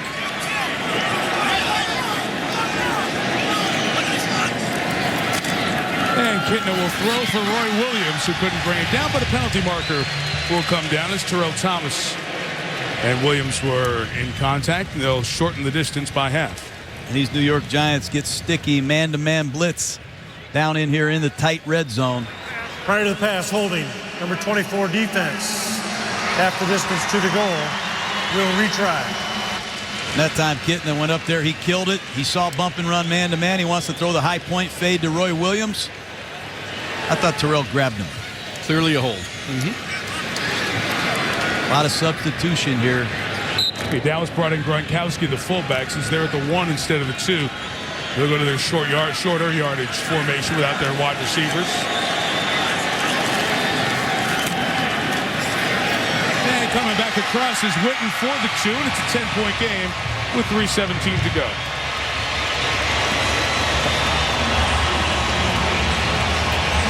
All right, John Kitna leads a touchdown drive. It has been a long time since he's done that, and the Giants have been very generous and taken the foot off the accelerator here with 2 turnovers past the halfway point of the fourth quarter. The whole tenor of the game changed on this play in the second quarter. The rookie fullback Gronkowski does not step up to get Boley, the blitzing linebacker. Boley plants Romo to the ground. He has a fractured left clavicle. We have no word on how long he will be at. Romo tried to put himself back in the game a couple of plays later, but they stopped him, took him back for further examination. The fractured left clavicle will be further diagnosed as we go along, and then you have a conversation about how long he'll be out. A lot of it is dependent on where the fracture is, closer to the shoulder or closer to the neck. A 10-point game here at 38-28. Let's see the Giants trying to prepare for a potential onside kick. Oh, this is their hands team.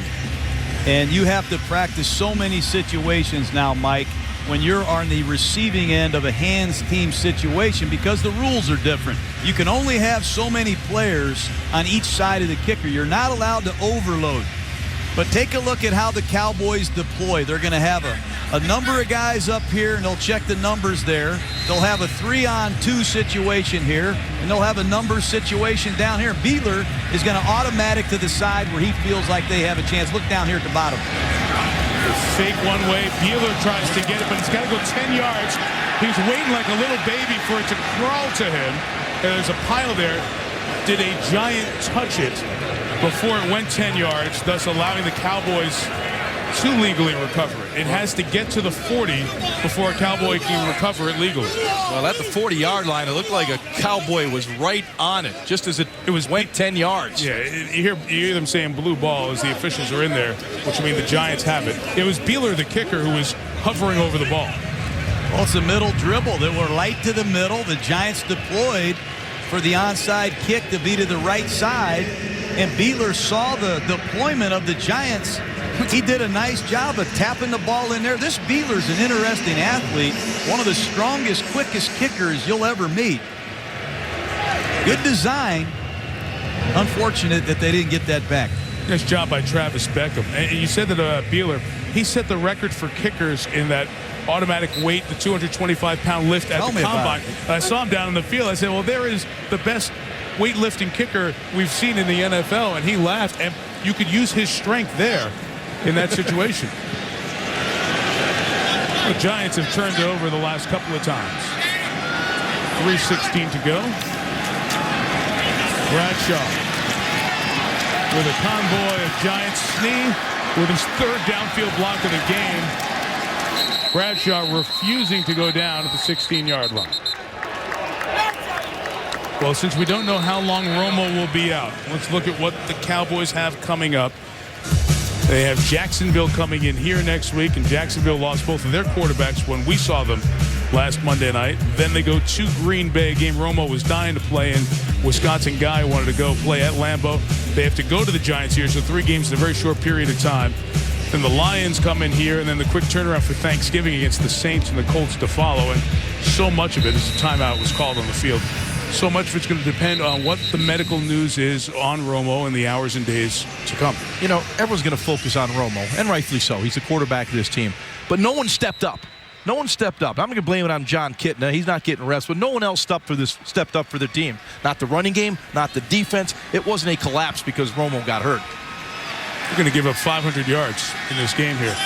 They've given up 489 to this point. Duke Calhoun, the rookie out of Memphis, in there for the Giants at a receiver spot. He's blocking for Brandon Jacobs, who carries 4-3. Dallas takes its final timeout with 2:55 on the clock, John. I agree. The Dallas Cowboys with a 20-7 lead. They had 3 critical errors in the first half. And we can sit here and bury the Cowboys, and they deserve a lot of criticism. But I want to go back to the New York Giants. They were 1-2, and I heard everybody criticizing them, how they're going to have to blow that whole thing up. They've won 4 straight football games in really convincing fashion. They've given up 180 yards of offense. They dominated the Bears when they were 4-0 at home. They've come on the road. This is a good football team that's very experienced and clearly a power in the NFC the way I see it. I saw John Mara, the president and CEO of the Giants, on the field before the game, and I said, well, when it was 1-2, it was the same reaction. He said, yeah, it's been the same noise, same story. Maybe it's time to change Coughlin. Maybe it's time Tom Coughlin leaves. He says, this is such a week-to-week league. It's a great reminder of the steadiness this organization has operated with for this decade, really. Jacobs the carry. But if you're the Dallas Cowboys, you have to go to DeMarcus Ware. You have to go to Jason Witten, Keith Brooking, Brady James. I mean, they've got a lot of very good players. They might have the best young receiving core in the league. They have in the New York Giants. They have Jay Ratliff. They've got a Pro Bowl corner in Newman, another Pro Bowl corner in Jenkins. I agree with you, Ron. They've got to step up as a football team and find a way to win a football game. There's no way this is a 1-5 outfit. Well, they are 1-5, and John, you're talking about that great talent. That great talent was 1-4 coming into this game. This was their Waterloo. They had to come up with a big game. They jumped out to a quick lead, and this team just hasn't showed up after they had a 20-7 lead. So what makes you think they're going to come back next week with an inspired? Oh, okay. I didn't say I did. You said they better. You're talking about they got 11 games left. You're talking about all their great players. Your great players got to play like great players. Giants took another timeout. New York has been sloppy in closing this game out here in the fourth quarter. And you guys talked about Dallas, and this is the big picture story. We opened the game with this. Cowboys falling to 1-5. This was the preseason favorite to win the NFC, falling to 1-5. Only one team, the 1970 Cincinnati Bengals, opened 1-6. And in a 14-game season, won the rest of their games 8-6, won their division, made the playoffs. And they're 0-3 at home. And of these first 6 opponents, really the Minnesota Vikings are the only team of those 6 that was a playoff team from a year ago. Nobody expected this. They felt they were going to come out of the gate with authority. Hasn't happened. 3rd and 5. Bradshaw moving forward, got close to the first down. As we hit the 2-minute warning here in Arlington. Your song's back, John. New attitude, New York, I'm telling you. Do you know who sings the song? Quick. Patti LaBelle. Oh, nice. You can name that tune in 4 notes. From Philadelphia. Downtown Indianapolis next Monday night. We look forward to that. 8:30 Eastern, Monday Night Countdown with Chris Berman, Stuart Scott, and the studio groups in Indy and in Bristol. 7 o'clock for Countdown. Ties for a field goal. And that means the Cowboys will need 2 touchdowns now in the last 2 minutes. Minute 55 to go. So Schaub and Peyton Manning, of course, game 1. Houston Texans put so much into that game to start the season and got the win. And now Peyton without Dallas Clark. If Houston can get the sweep of Indianapolis, a far different landscape in the AFC South from what we've seen. Yeah, and I think the big thing for Houston right now, they've got a quarterback's best friend, a running game. Arian Foster has made it a lot easier to play quarterback down in Houston. Yeah, you still have the prolific passing game, but it's nice when you can kill the clock when you're in the lead, when you can turn around and hand it to Arian Foster. Yeah, but the Texans lost D'Amico Ryans, their star middle linebacker. They're going to move Brian Cushing in there. And Peyton Manning, no matter what anybody says, Jaws, he's a hard guy to beat twice in one season. That's going to be a great game. Are you a big Halloween guy, John? Do you enjoy Halloween? Last year I dressed up as the Joker. That was in New Orleans, right? I was in New Jeremy Orleans. Shockey. Is that Halloween? I have a plan for this Monday. I have to get it cleared with our bosses. you have a plan.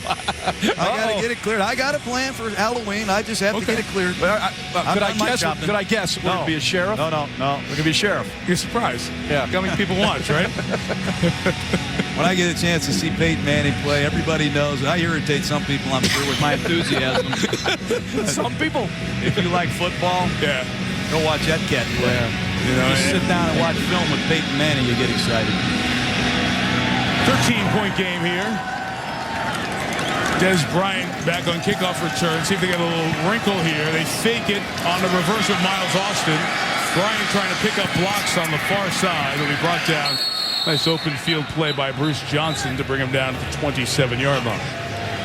This kid, Des Bryant, loves to play football. The guys in the game, I mean, he's given incredible effort. He gets knocked down. He still sprints over the sideline, bringing some energy to this Dallas team. They haven't had a whole lot tonight. I just think when you look at the New York Giant defense, talk about the three safeties. Deion Grant is an 11-year veteran. He's come in here. He's played in the dime position, covering Jason Witten a lot tonight. This is a good football player. Kenny Phillips and Antrell Roll. Phillips is back. Terrible injury last year. And Antrell Roll. These three safeties have solidified the New York Giants defense. They're outstanding football players. You know what? They're well coached as well. You know, we always talk about coaches around this league, the assistant guys that don't get a whole lot of credit. Peter Junta's done a great job with this secondary. You know, he's got a lineage with the Rams when they were a Super Bowl team. And wherever he's been, it's been a very disciplined secondary when they're healthy. But look at Deion Grant. He plays down there at linebacker depth. He's just looking for Jason Witten. He's going to tell him before the snap of the ball, hey, I got you. And every once in a while, he'll shoot from there and blitz. There he goes in coverage again. As Kitna throws complete for Witten, who beat Grant and stays on his feet right around midfield there. Well, that's usually what happens when I compliment a guy. He doesn't make the play. But, you know, Deion Grant, he's going up against one of the premier tight ends in the world. He's done it all night, and I credit the referee for an assist there. I told you guys to move him behind the ball. That's the first time you've ever given the men in stripes credit. Well, Dan Farrell is the umpire you're talking about. A question there. I talked to Dan before the game. He said he's got used to being back behind the play. The perspective's different and interesting, but it certainly gets a little more intense inside the last 5 or inside the 5-yard line or in the last couple of minutes. When the umpire moves back to that old spot. You know, it's the rush, Mike. There's number 95 in the game for the Giants, Rocky Bernard. Chris Canty, number 99, has played well. And Cofield, number 96. All three of these big guys last year were hurt, Ron. They got nothing out of Canty. He was hurt. 75% health for Cofield all year. These three guys push up the middle and allow Tuck and Osi to do their thing on the outside. It's impressive. They have a great rotation of 8 guys. Kitna swings it out to Felix Jones. Seeking space is Jones. And out of bounds at the 24 with a buck 18 to go. The Cowboys down 13. And out of timeouts. Trying to get a touchdown and a chance to keep the game alive. And, you know, we haven't even mentioned Matthias Kiwanuka, who's out with that neck injury. You talk about a rotation. It's a bulging cervical disc. He went to California to get another medical look at it on Monday, and it became worse. Went from a herniated disc to a more serious and more concerning long-term here for the Giants. Witten with the catch. Couldn't get out of bounds. Dallas just trying to get a quick score on the board. Quick score, you're right. With an onside Let's go. Get it moving. They got 1:03 left. You score, onside kick. Crazier things have happened in this National Football League. Here comes the pressure. Going to get one-on-one. It's Witten. Ruled incomplete on the field with 50 seconds remaining in the game. Well, guys, this was the first week with the conversation of no head-to-head hits without a further increased look at them. Perhaps more penalties being called in-game and out of game. For what it's worth, this weekend we had 52 points scored. It's the second highest scoring weekend in 20 years. Go back to 2 years ago, 2008. in Week 12, just a shade under that. So we've had much higher scoring game. Are the two related? I think that's for others to decide, but bring out the fact. You know, Mike, I think the sampling is small, but based on what I saw yesterday, I think the defensive players have bought into this, and that's good because it is about players' safety. Oh, wow. Sam Hurd was open in the end zone, and Kitna just couldn't hit him. Oh, you got to hit that one. Look, player safety at every league meeting I've ever been to is at the forefront of every conversation. And I broke my neck playing football. And I'm for player safety also. But, Mike, what are you going to tell your free safety when the game is on the line and two guys are coming vertical and you've got to go dislodge that ball to take your team to the playoffs? What are you going to tell that guy to do, Josh? You got to tell him to make a play, but it was obvious watching some of the games yesterday. Even Ed Reed pulled off, I thought, when he had a good shot. Des Bryant, first down, touchdown. That's his third of the night. 2 receiving, 1 via punt return. And by messing around here and not closing the deal, it's 41-34 with 40 seconds left. Another onside kick coming after the extra point. Well, it's just all-out blitz, and John Kitna knew exactly where to go. Off coverage, you see Webster, sharp slant by Des Bryant. You're not going to tackle this guy after the catch. What a performance. And if I'm down on this Giants sideline, I'm really thinking about this onside kick. Beeler for the extra point, 41-35. And sometimes you get in a game, it's 38-20, and you feel like you're selling a bill of goods to the viewers that game's not over, game's not over. But Dallas has had opportunities here, and now they're within 2 plays. 1, recover the kick. 2, hit a big shot down the field. And if they would have had that field goal that they gave up on a little while back, but a short field operate on to tie it, but they're going to need a touchdown. Well, this is Joe DeCamillis. There it is. Yep. This is interesting strategy, Ron. I mean, he's telling his guys how the Giants lined up the last time, and he's telling them what to do if they do that again. This guy's got a plan. He's got 3 ways he can go. He can middle dribble it like he did last time and let Beeler go recover his own kick, or he can kick the ball to the right or to the left. Take a look at the last one. He saw a light deployment up the middle, so he middle dribbled it, and he gave himself a chance. You saw him and Jesse Holley going after the football, and that's how close it was to getting the last one. So take a look at this deployment now. You'll see 4 Cowboys to the left, 4 Cowboys to the left. They're going to have 3 in the middle, and obviously you're going to have 4 over here. So he's going to read the deployment and kick the ball where the numbers are his advantage. I wouldn't be surprised if he middle dribbles it again. He's got Beckham in the middle, 47 again, playing possum. Same fake. This time they bounce it, looking for the big hop. It's alive to be recovered, but the Giants get on it with Clint Sintum. As soon as that hit a Giant before it went 10 yards, it was available for the Cowboys to recover. So everything right happened there, except the deflection went the other way. And the former Giants special teams coordinator, Joe DeCamillis, almost had his old team in a very scary spot. That was a live ball available to the Dallas Cowboys. You'll see it right there. Bang off the leg of Clint Sintum, and that ball is live. Sintum spotted that ball and went and covered it. Well, the Giants are going to get out of here, it looks like, with a win, with over 500 yards of offense, but 5 turnovers. And it'll be interesting to see what Tom Coughlin does with this Giant football team, who has a bye this week. A lot of times they reward their players with a big win, with some time off. It'll be very interesting to see how Tom manages the bye. But the New York Giants, 4 straight victories. You got to be impressed. Must be that new attitude.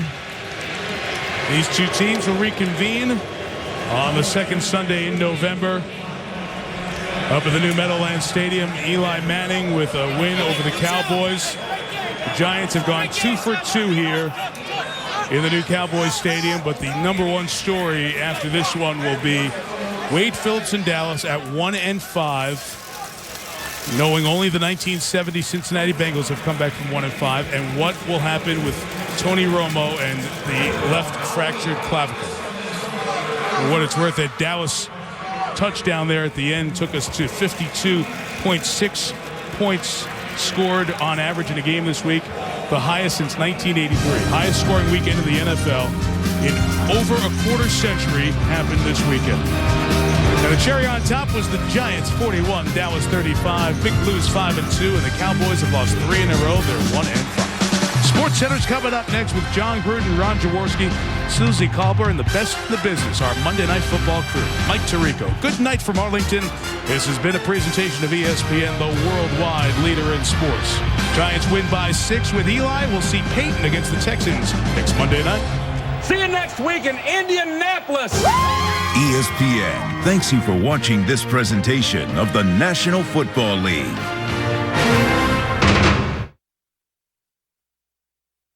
Cast is brought to you in high definition by Vizio. And a great cut inside for a touchdown. Oh, wow. This is Sports Center. Adding injury to insult, Tony Romo down and out Monday night after the first-place Giants bury the Cowboys. Have they also ended Dallas' season?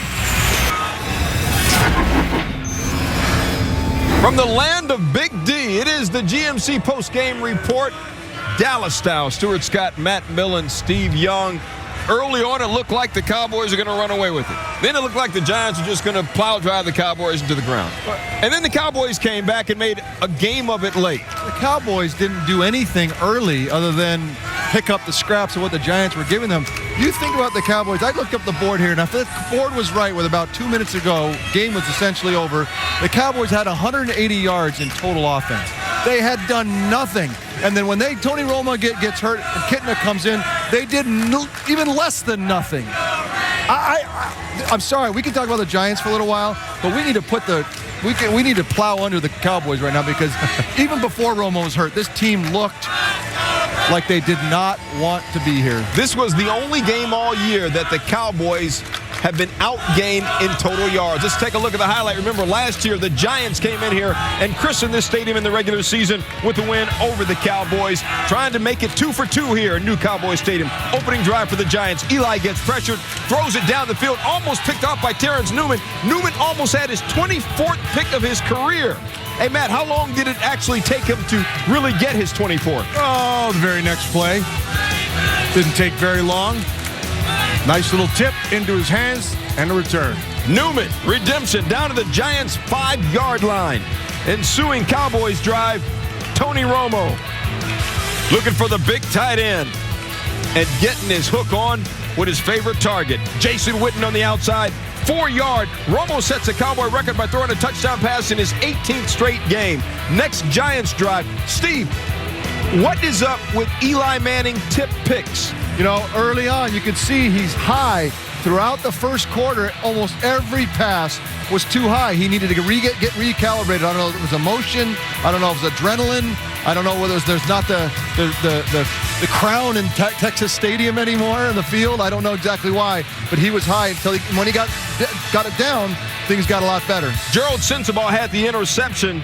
Romo then looking for Miles Austin. He can't make it. They'd settle for a field goal. Later in the quarter, Giants 2nd and 3. Manning, short pass to Hakeem Nicks. This kid is saucy. 24 yards to the first down. He came into the week tied for 2nd in the league and touchdown catches. Later in the drive, get at me, son. Manning finds Nicks. Touchdown. Hakeem Nicks' 13th career touchdown catch. Matt, how did it go down? Wow, they just lined up and got a safety on, and that is a complete mismatch because Hakeem Nicks is a beast. Second quarter, Giants 2nd and 1. Brandon Jacobs takes it up the middle. Big man lose the rock, recovered by Brady James. 3rd turnover for the Giants in the first half. Ensuing Cowboys drive. Tony Romo will go back to pass. He's looking for Miles Austin. He will find his guy. He'll complete the pass to Austin, but Romo got crushed by Michael Boley. Steve, how bad is it? You know, he got pinned. He got his arm tucked under him. He could not get out of the way. All the force of the linebacker, you can see when he lands, the whole force is right on the shoulder, and it just cracked his clavicle. You see this a lot when the quarterback can't get his other arm down or turn to get his shoulder blade off of the turf. Romo tried to come back in the game, but was told, stay on the sideline. John Kitna comes in to replace Romo. Kitna finds Dez Bryant for a short completion on 3rd down. Cowboys will kick a field goal to make it 13-7. Romo would go to the locker room. As Steve said, he suffered a fractured left clavicle.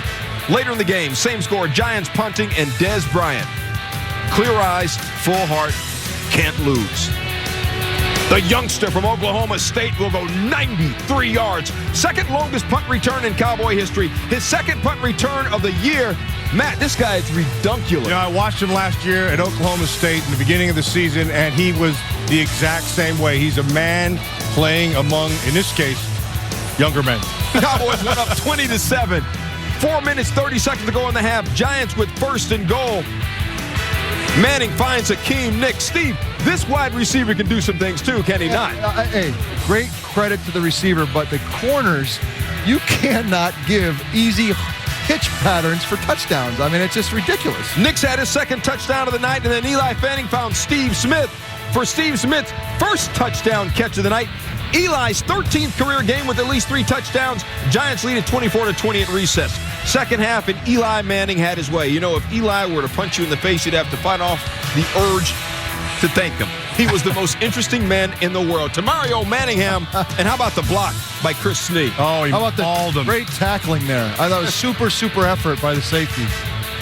Giants go up 31-20. Manning ties his career high with his 4th touchdown pass. Next Giants drive, Eli's just ripping it up. Steve, when he's good, what do you like about him? He reads everything. He's patient. You know what? When Eli's good, he's so cool that you think he's the coolest guy there. And it's when he's bad and he's so cool, you think he doesn't care. He's a lot. I like his cool when things are going well. Eli, 5 for 5 on this drive. Pump fakes, found Nicks for a gain of 20. Next play, 265 pounds of running back coming right at you. Looked like some Cowboys gave up some tackles in this one. Yeah, well, they looked like effort. pseudo tackles, right? This ran right through all of them. Super effort, really. Brandon Jacobs, a fully grown up man. I looked like Bryn College. His 45th career rushing touchdown for Brandon Jacobs. Giants up 28-20. John Kitten and the Cowboys offense not getting anything going. Matt, why is it so tough for a backup to come in and succeed like this? Well, first of all, it's 2 styles. He is a pure pocket passer, not much movement for him. This offensive line, the Giant defensive front just beat the snot out of him. Kitna having no luck, got pressure, tried to scramble, nowhere to go. Fourth quarter, more of the same from the Cowboys offense. You hope that might be in bounds. You just hope. Even down close, out of bounds, broken up, another out of bounds. Wade Phillips decides to go for it on 4th down. Which I didn't understand. I don't know why they didn't kick the 3 here. And Kitna's pass falls incomplete, looking for Miles Austin. Cowboys getting nothing going offensively. But the game isn't over yet. Eli Manning, already with 4 touchdown passes, looking for more, but Keith Brooking picks it off in 3rd and 5. But watch the tackle by Brandon Jacobs at the end, Matt. Oh, yeah, he looks like a linebacker right there. Nice slam at the end. You got to like that. He's bigger than a linebacker. He's bigger than everybody. So Dallas in business. Kitna to Dez Bryant. This kid is special. That's freaking him with the okie doke. Yeah, I mean, that's the only thing I can say good about this team tonight. That was Bryant's 2nd touchdown of the night. He had the punt return. He had that catch. The 2-point conversion of Jason Witten is good. Later in the game, 4th and 1, Kitna to Dez Bryant. Dez Bryant is as cool as the other side of the pillow. His 3rd touchdown of the game. Can he play quarterback?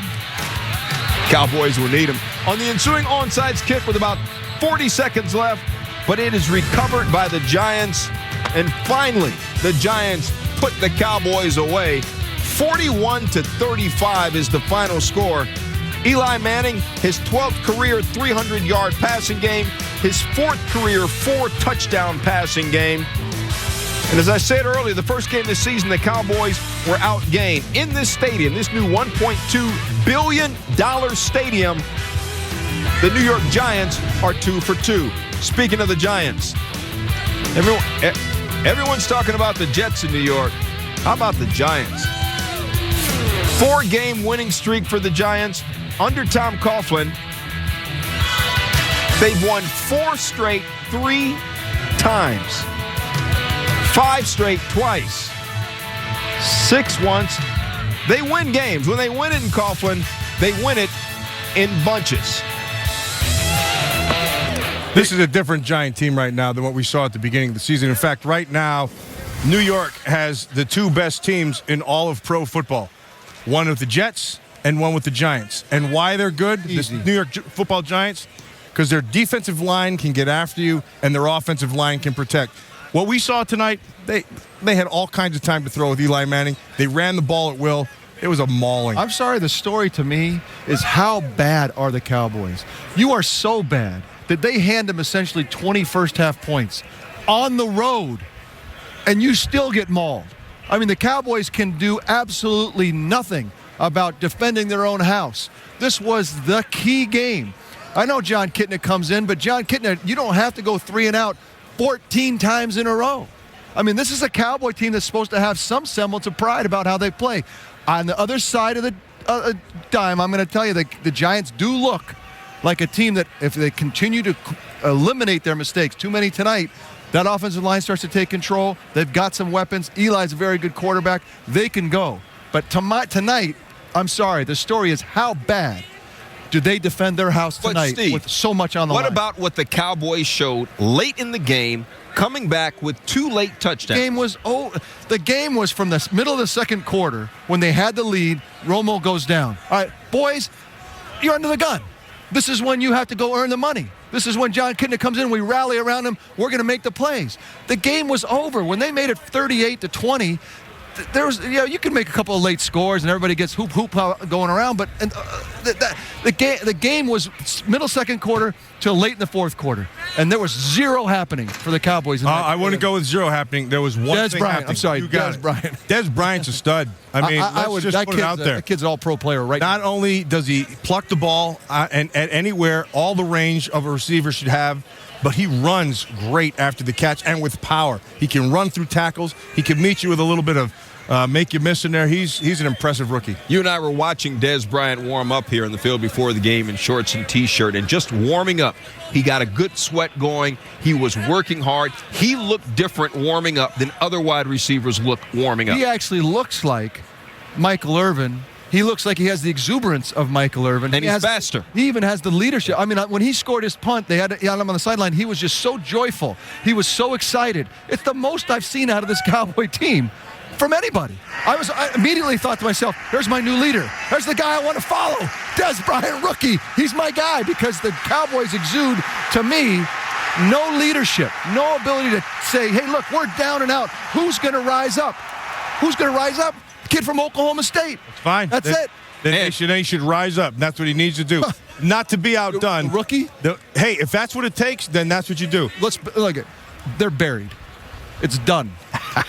It's done. I came down here. Got the shovel out. I came down here this week and said to myself, this is the one. You know, they've lost some tough ball games. They haven't played well, a lot of mistakes. This is defend the house, all that stuff you hear about. This is the Cowboys on Monday night. This is where they have to speak as loud as they possibly can. I could not hear a whisper other than Dez Bryant screaming. That's all I heard. One guy out of 50. Here's what we know is done. Tony Romo is done, at least for a while, with the broken left clavicle. That's one of those injuries. He could be out for 4 weeks, 6 weeks, or even longer. On the night that he sets a Cowboy record for touchdown passes in consecutive games, he breaks his left clavicle. One of the big topics of discussion for Cowboys coach Wade Phillips after the game.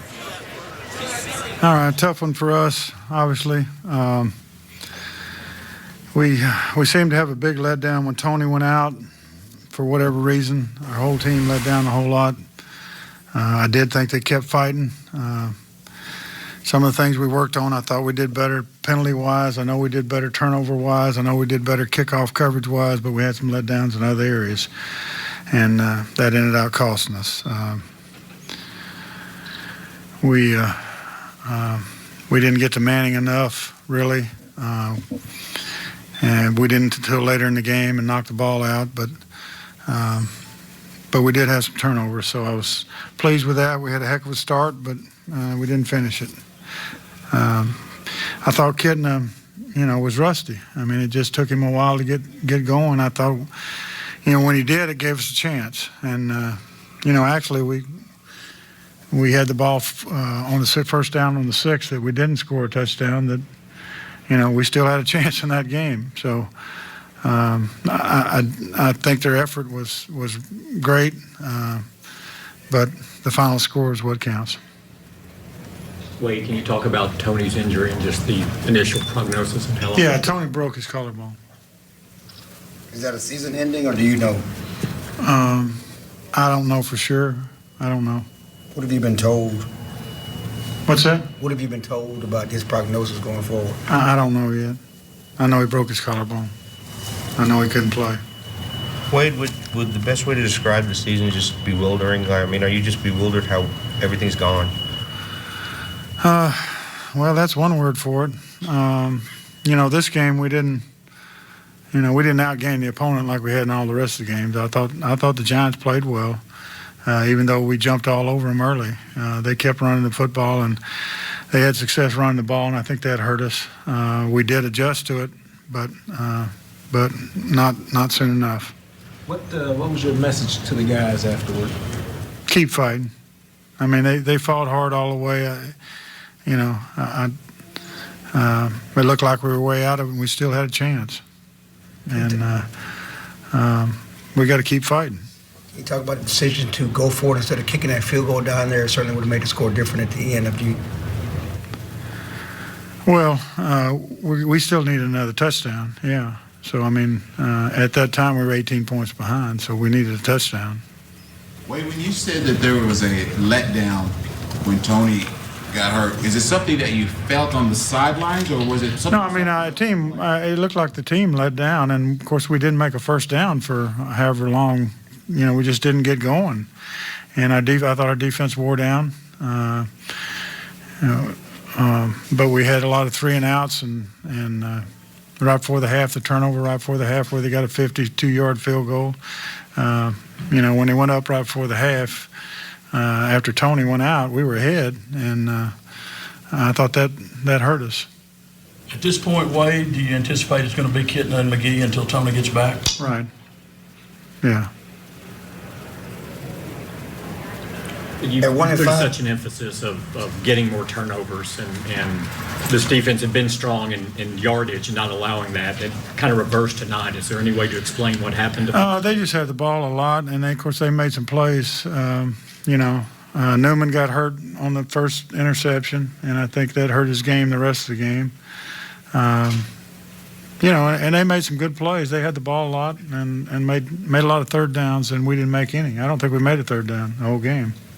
1-5. Where do you go from here? I mean, what's the problem? We go to the next ball game. We got to play. We got a short week, and we got to get ready to play. Is there any hope left for this season? Sure. What's it based on? Well, it's based on we're going to keep fighting, and we've got some good players. We've got some guys that will, I think, step up and make plays. And we've got a home game next, and we're looking forward to it. Wade, are you concerned at all though that the team's just going to go? You know what? We've gone out now and did everything we could, and look at us. No, I think they'll fight. Your inability to generate much of a running game, especially after Tony goes out, does that really hurt being able to? Yeah, I mean, we wanted to go in. Certainly, we wanted to go in and when our backup quarterback came in, be able to run the football. We didn't do that very well, and so that put a lot of pressure on him to throw the ball earlier than we wanted to, and not be able to play action, some of those things. But like I say, I thought John warmed up as the game went along, but he was rusty for a while. Perplexing, you got 5 turnovers, a punt return for a touchdown, and lose. Still we got beat. That's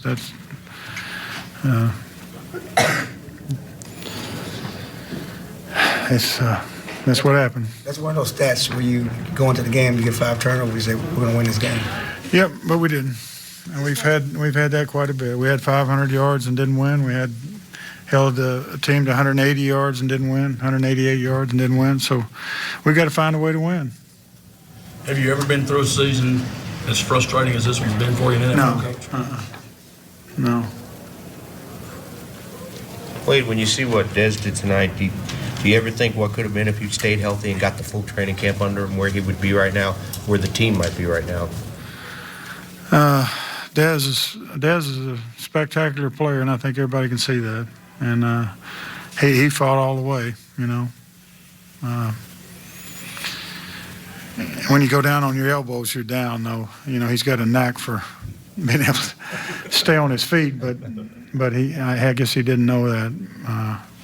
That was the rule, but I think he's a spectacular player. Jerry say anything to you guys about just keeping your heads up and that kind of thing, just the team at all?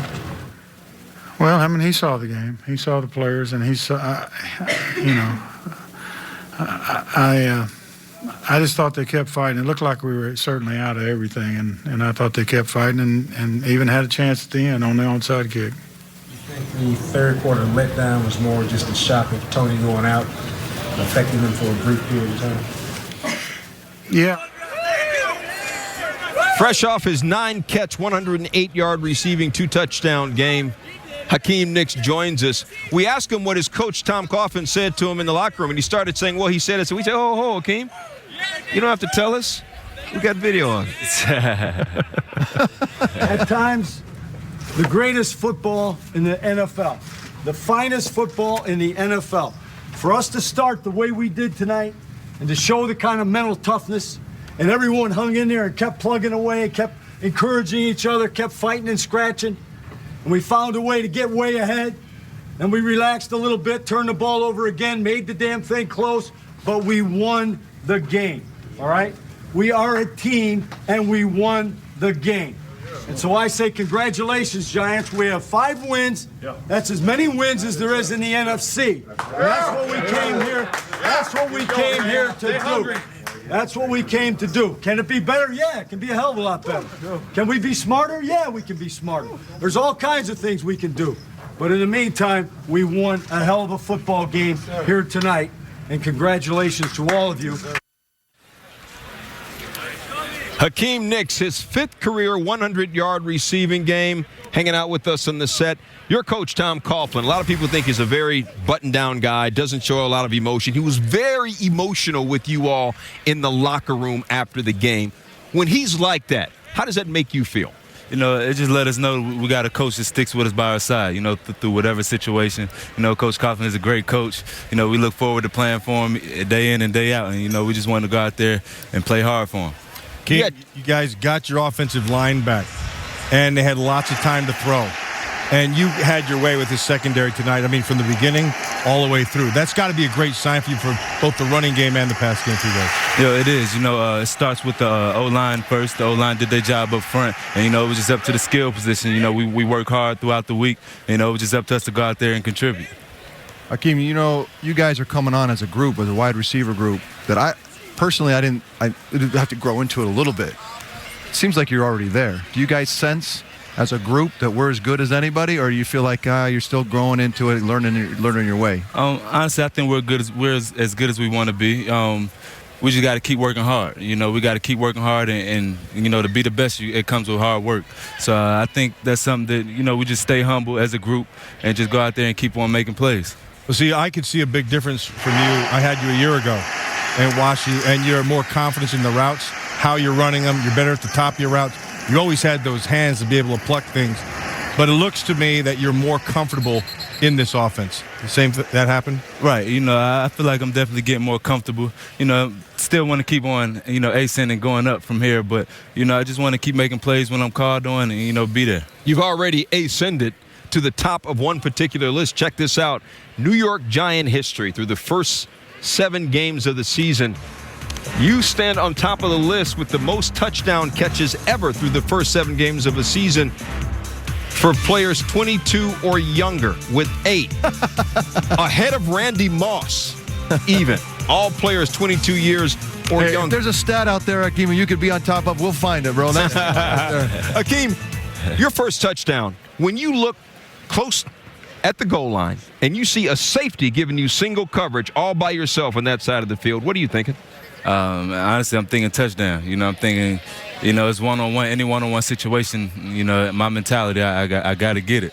So, you know, I was just thinking touchdown. And, you know, he threw it to me. He had faith in me. I got to tell you, I don't know if I've ever seen a hitch route run for a touchdown. I mean, Hakeem, you're about the only guy I know that can run a hitch route for a touchdown. It's pretty good. Thank you. For only the 3rd time in New York Giant history, they have 2 100-yard receivers in a game, Hakeem Nicks and Steve Smith, and a 100-yard rusher. All in all, Giants go to 5-2. After the game, Eli Manning had a little chat with our own Susie Colbert. Eli Manning and the Giants come away with a win, but it sure didn't start pretty. How would you describe those first couple of series? Yeah, just bad. I had a bad throw on the first series to Steve Smith and got intercepted. The next one, Akeem got tipped up, interception. But we gave him 10 points to start with. Our defense did a great job not giving them a touchdown that second time. But then, right away we get the ball, we start driving, we get a touchdown to Akeem, and right away, we get hot in the second quarter, and going halftime with the lead was big. And we kept going for a while. In the fourth quarter, we kind of got back ugly again. So we got to learn to fix that. How do you make things change? How do you force a change? We just got to understand, if we just don't make mistakes and don't hurt ourselves, we play great football. We can drive, we can move the ball, we can make enough big plays out there. We just got to learn. I thought we had it going there. The last couple games we've been pretty good, but we just got to find a way when we're trying to just run the clock out. How to play conservative, how to not force things, and just find ways to win a little easier. The Giants defense has knocked 5 quarterbacks out this season. How do you relate to that? They're getting to the quarterback, and they're doing it clean. They're nothing illegal. They don't get called for any penalties, and but they're getting to the quarterback and making hits, and they're playing outstanding and doing a great job getting us the ball and keeping the opponents out of the end zone. You shared a moment with Tony Romo after the game. What did you say? Yeah, I just told him, just asked him how he was. I want to see how he was, when he'd be back, if it was serious or not, and just said keep fighting and keep his head up. I told him get healthy real soon, and hopefully we'll see him. We play him in a few more weeks in New York, and hopefully be back for that one. He's a great competitor. One of those guys you love seeing on the field, and competing against him because he's always making plays and keeps his team in the game. Thanks, Eli. All right, thanks a lot, Steve. Eli Manning and the Giants sit tied atop the NFC with the Atlanta Falcons. These are the teams with the best records in the NFC. How about the Tampa Bay Bucks sitting up there 4-3? Guys, the Giants and Falcons are tied with the best records in the NFC. Does that mean that the Giants are the best team in the NFC? I think they are. And the reason I think they are is because I think their defensive line is the best defensive line in the NFC, and I also think that their offensive line is coming on. When you have those two things, the strength of their team, they can do a lot of things. Eli Manning tonight, he was high early. I mean, balls were flying around, interceptions, and I thought, boy, it's tough enough to come down here and win on the road on a Monday night, but he made it even more difficult early on. But I loved how he and everybody else just hung in there. And that's why I say, when he's not doing well, that calmness sometimes it frustrates me. But when he's on fire, that calmness looks like just Joe Cool, So I really do appreciate Eli and what he's able to do. This Giants team is going to be reckoned with late in January. The only other teams that are going to be close, in my mind, the Falcons, Philly, I think the Vikings at some level. But the Bucks, man, the Tampa Bay Bucks. I do not believe the Bucks have the staying power. I think the Saints obviously probably will get righted up and get going. There's no one in the West. I really think the Giants at this point, who would think? That's how fast the NFL changes. And a month ago, you felt kind of the Giants are dead. The Giants are not only alive, but I agree with you, Matt. I don't know that I'd want to take them on against that. I mean, who do you think could be them? Packers right now? Bears? Bucks? Saints? Philly maybe?